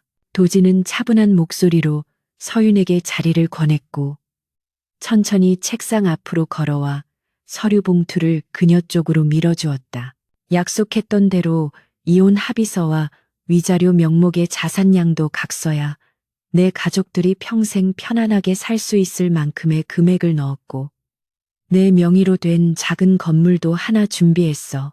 그의 말투는 건조하고 사무적이었지만 테이블을 짚은 그의 손끝이 하얗게 질려 있는 것을 서유는 놓치지 않았다. 서유는 떨리는 손으로 서류를 집어들었지만 글자가 눈에 들어오지 않았고 가슴이 먹먹해져 숨을 쉬기가 힘들었다. 정말 이게 당신이 원하는 건가요? 우리는 그동안 많은 일을 함께 겪었잖아요. 그런데 이렇게 서류 한 장으로 끝낼 수 있다고 생각하세요? 서윤이 울먹이며 묻자 도지는 고통스러운 표정으로 입술을 깨물었다가 이내 냉정한 가면을 쓰고 대답했다. 계약은 계약이야. 나는 너를 내 약점을 감추기 위한 도구로 이용했을 뿐이고 이제 그 약점이 사라졌으니 너를 붙잡아둘 명분이 없어 너도 자유를 원했잖아. 그의 말은 논리적으로는 완벽했지만 그 속에 담긴 감정은 정반대의 이야기를 하고 있었고 서유는 그가 자신을 위해 거짓말을 하고 있다는 것을 직감했다. 그는 자신의 어두운 과거와 병력이 서윤의 앞날의 짐이 될까봐 스스로 그녀를 밀어내려 하는 것이었다. 당신은 여전히 겁쟁이군요. 회사는 지켰을지 몰라도 자신의 마음에는 솔직하지 못하니까요. 서윤은 도장을 찍지 않은 서류를 책상 위에 내려놓고 자리에서 일어났는데 그녀의 눈에서는 참았던 눈물이 하염없이 흘러내리고 있었다. 알겠어요. 당신 뜻이 정 그렇다면 떠나드릴게요. 하지만 명심하세요.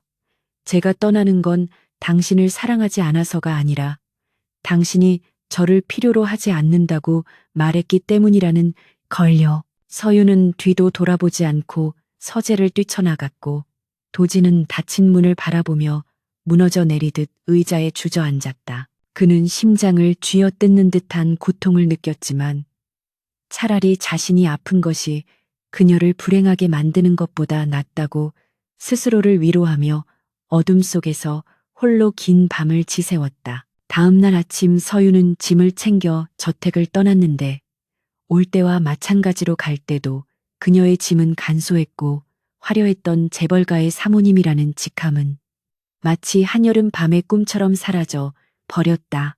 가족들이 있는 집으로 돌아온 서유는 어머니와 동생의 환대를 받았지만 마음 한구석이 뻥 뚫린 듯한 공허함은 채워지지 않았고 좁은 방에 누워 있어도 도진의 저택에서 느꼈던 그 따뜻한 온기가 그리워 견딜 수가 없었다. 그녀는 며칠 동안 식음을 전폐하고 방 안에 틀어박혀 도진과 함께했던 시간들을 추억했는데 그가 보여주었던 서툰 친절과 위기 속에서 빛나던 눈빛 그리고 비 오는 날 서로를 안아주었던 그 밤의 기억들이 파노라마처럼 스쳐 지나갔다. 도진 또한 서윤이 떠난 후 폐인처럼 지내고 있었는데 회사의 업무는 완벽하게 처리했지만 퇴근 후 텅 빈 저택에 들어서는 순간 밀려오는 고독감은 그를 미치게 만들었다. 그는 식탁에 앉아 혼자 밥을 먹을 때도 서윤의 빈자리를 바라보며 멍하니 숟가락을 놓기 일쑤였고 잠자리에 누워서도 그녀의 채취가 남아있는 베개를 끌어안고 잠을 이루지 못했다. 주치의는 그의 상태가 다시 악화될까봐 우려했지만 도진의 병은 약물로 치료할 수 있는 것이 아니라 서윤이라는 존재 자체가 유일한 처방전임을 그 스스로가 너무나 잘 알고 있었다. 일주일이 지난 어느 날 밤 도진은 더 이상 참지 못하고 자리에서 벌떡 일어났는데 이대로 그녀를 잃는다면 평생을 후회 속에서 살아가게 될 것이라는 깨달음이 번개처럼 뇌리를 스쳤기 때문이었다. 그날 밤도 비가 억수같이 쏟아지고 있었지만 도진은 우산도 쓰지 않은 채 차를 몰고 서윤의 집으로 향했는데 빗길을 달리는 그의 속도는 거침이 없었다. 서윤의 집 앞 좁은 골목길에 도착한 도진은 차에서 내려 빗속을 걸어갔는데 빗물이 온몸을 적시고 천둥 소리가 요란하게 울려 퍼졌지만 그는 더 이상 두려움을 느끼지 않았다. 그는 오직 서윤을 다시 만나야 한다는 일념 하나로 가로등 불빛 아래 서 있는 낡은 대문 앞까지 걸어갔고 떨리는 손으로 초인종을 눌렀다. 잠시 후 대문이 열리고 놀란 표정의 서윤이 우산을 든 채 나타났는데 비에 젖은 생쥐꼴을 한 도진을 보자마자 우산을 떨어뜨리고 입을 다물지 못했다. 강도진 씨, 이게 무슨 꼴이에요? 비가 오는데. 서윤이 울먹이며 다가가려 하자 도진은 그녀를 와락 끌어안았고 차가운 빗물 속에서도 두 사람의 체온은 뜨겁게 타올랐다. 잘못했어. 내가 틀렸어. 너 없이는 안 돼. 도진은 서윤의 어깨에 얼굴을 묻고 어린아이처럼 고백했는데 그의 목소리는 빗소리에 묻혀 희미했지만 서윤의 귀에는 그 어떤 웅변보다 크게 들려왔다. 네가 없는 집은 감옥이나 다름없었어. 나는 자유가 아니라 너를 원해. 내 병이 재발하든 내가 너를 힘들게 하든 상관없어. 그냥 내 옆에 있어줘. 이기적이라고 욕해도 좋아. 평생 너를 놓아주지 않을 거야. 서윤은 도진의 등 뒤로 팔을 둘러 그를 마주 안으며 눈물을 흘렸는데 그것은 슬픔의 눈물이 아니라 벅찬 환희의 눈물이었다. 저도요. 저도 당신 없이는 아무것도 아니에요. 당신이 괴물이든 환자든 상관없어요. 당신은 그냥 제 남편이고 제가 사랑하는 강도진이니까요. 두 사람은 빗속에서 서로의 입술을 찾았고 세상이 떠나갈 듯한 빗소리는 그들의 사랑을 축복하는 팡파르처럼 울려 퍼졌다. 그날 밤 도진은 서윤의 좁은 방에서 그녀의 가족들에게 정식으로 무릎을 꿇고 교제를 허락받았는데 천하의 재벌 회장이 낡은 장판 바닥에 무릎을 꿇은 모습은 서윤의 가족들에게도 잊지 못할 충격과 감동을 주었다. 그로부터 2년이라는 시간이 흐르고 태성그룹 창립 기념 파티가 열리는 호텔 연회장은 수많은 인파로 북적이고 있었는데 오늘의 주인공은 단연 강도진 회장과 그의 아내 이서윤이었다. 서윤은 이제 누구보다 완벽한 태성그룹의 안주인으로서 자선 사업과 문화재단을 이끌며 대중의 존경을 받고 있었고 도진은 그런 그녀를 세상에서 가장 소중한 보물처럼 아끼며 곁을 지키고 있었다. 도진의 병은 서윤의 지극한 내조와 꾸준한 치료 덕분에 거의 완치 단계에 이르렀고 가끔 악몽을 꿀 때도 있었지만 옆에서 손을 잡아주는 서윤이 있기에 그는 더 이상 어둠을 두려워하지 않았다. 도진은 연설을 마치고 단상을 내려와 서윤에게 다가갔는데 그녀의 품에는 이제 막 돌이 지난 그들의 아들이 안겨 있었고 아이는 아빠를 보자마자 방긋 웃으며 손을 뻗었다. 도진은 아이를 받아 안고 서윤의 이마에 가볍게 입을 맞추며 속삭였다. 고마워 내 인생에 들어와줘서 그리고 내 비밀을 사랑으로 바꿔줘서. 서윤은 환하게 웃으며 도진의 넥타이를 바로잡아 주었고 그들의 주변으로 따뜻한 조명이 쏟아져 내렸다. 처음에는 끔찍한 비밀과 강압적인 계약으로 시작된 관계였지만 이제 그들은 서로가 없으면 숨조차 쉴 수 없는 진정한 운명의 단짝이 되어 있었다. 연회장을 빠져나온 두 사람은 밤하늘을 수놓는 불꽃놀이를 바라보며 서로의 손을 꼭 잡았는데 그들의 맞잡은 손에는 그 어떤 수갑보다 강력하고 영원히 풀리지 않을 사랑이라는 끈이 묶여 있었다. 비밀을 들킨 순간 그 남자는 그녀를 아내로 묶으려 했지만 결국 묶인 것은 그 남자 자신이었으며 그 구속은 세상에서 가장 달콤하고 행복한 구속이었다. 도진과 서윤은 서로를 마주보며 웃었고 그들의 행복한 미소 위로 화려한 불꽃이 터지며 긴 이야기의 마지막 페이지를 아름답게 장식했다.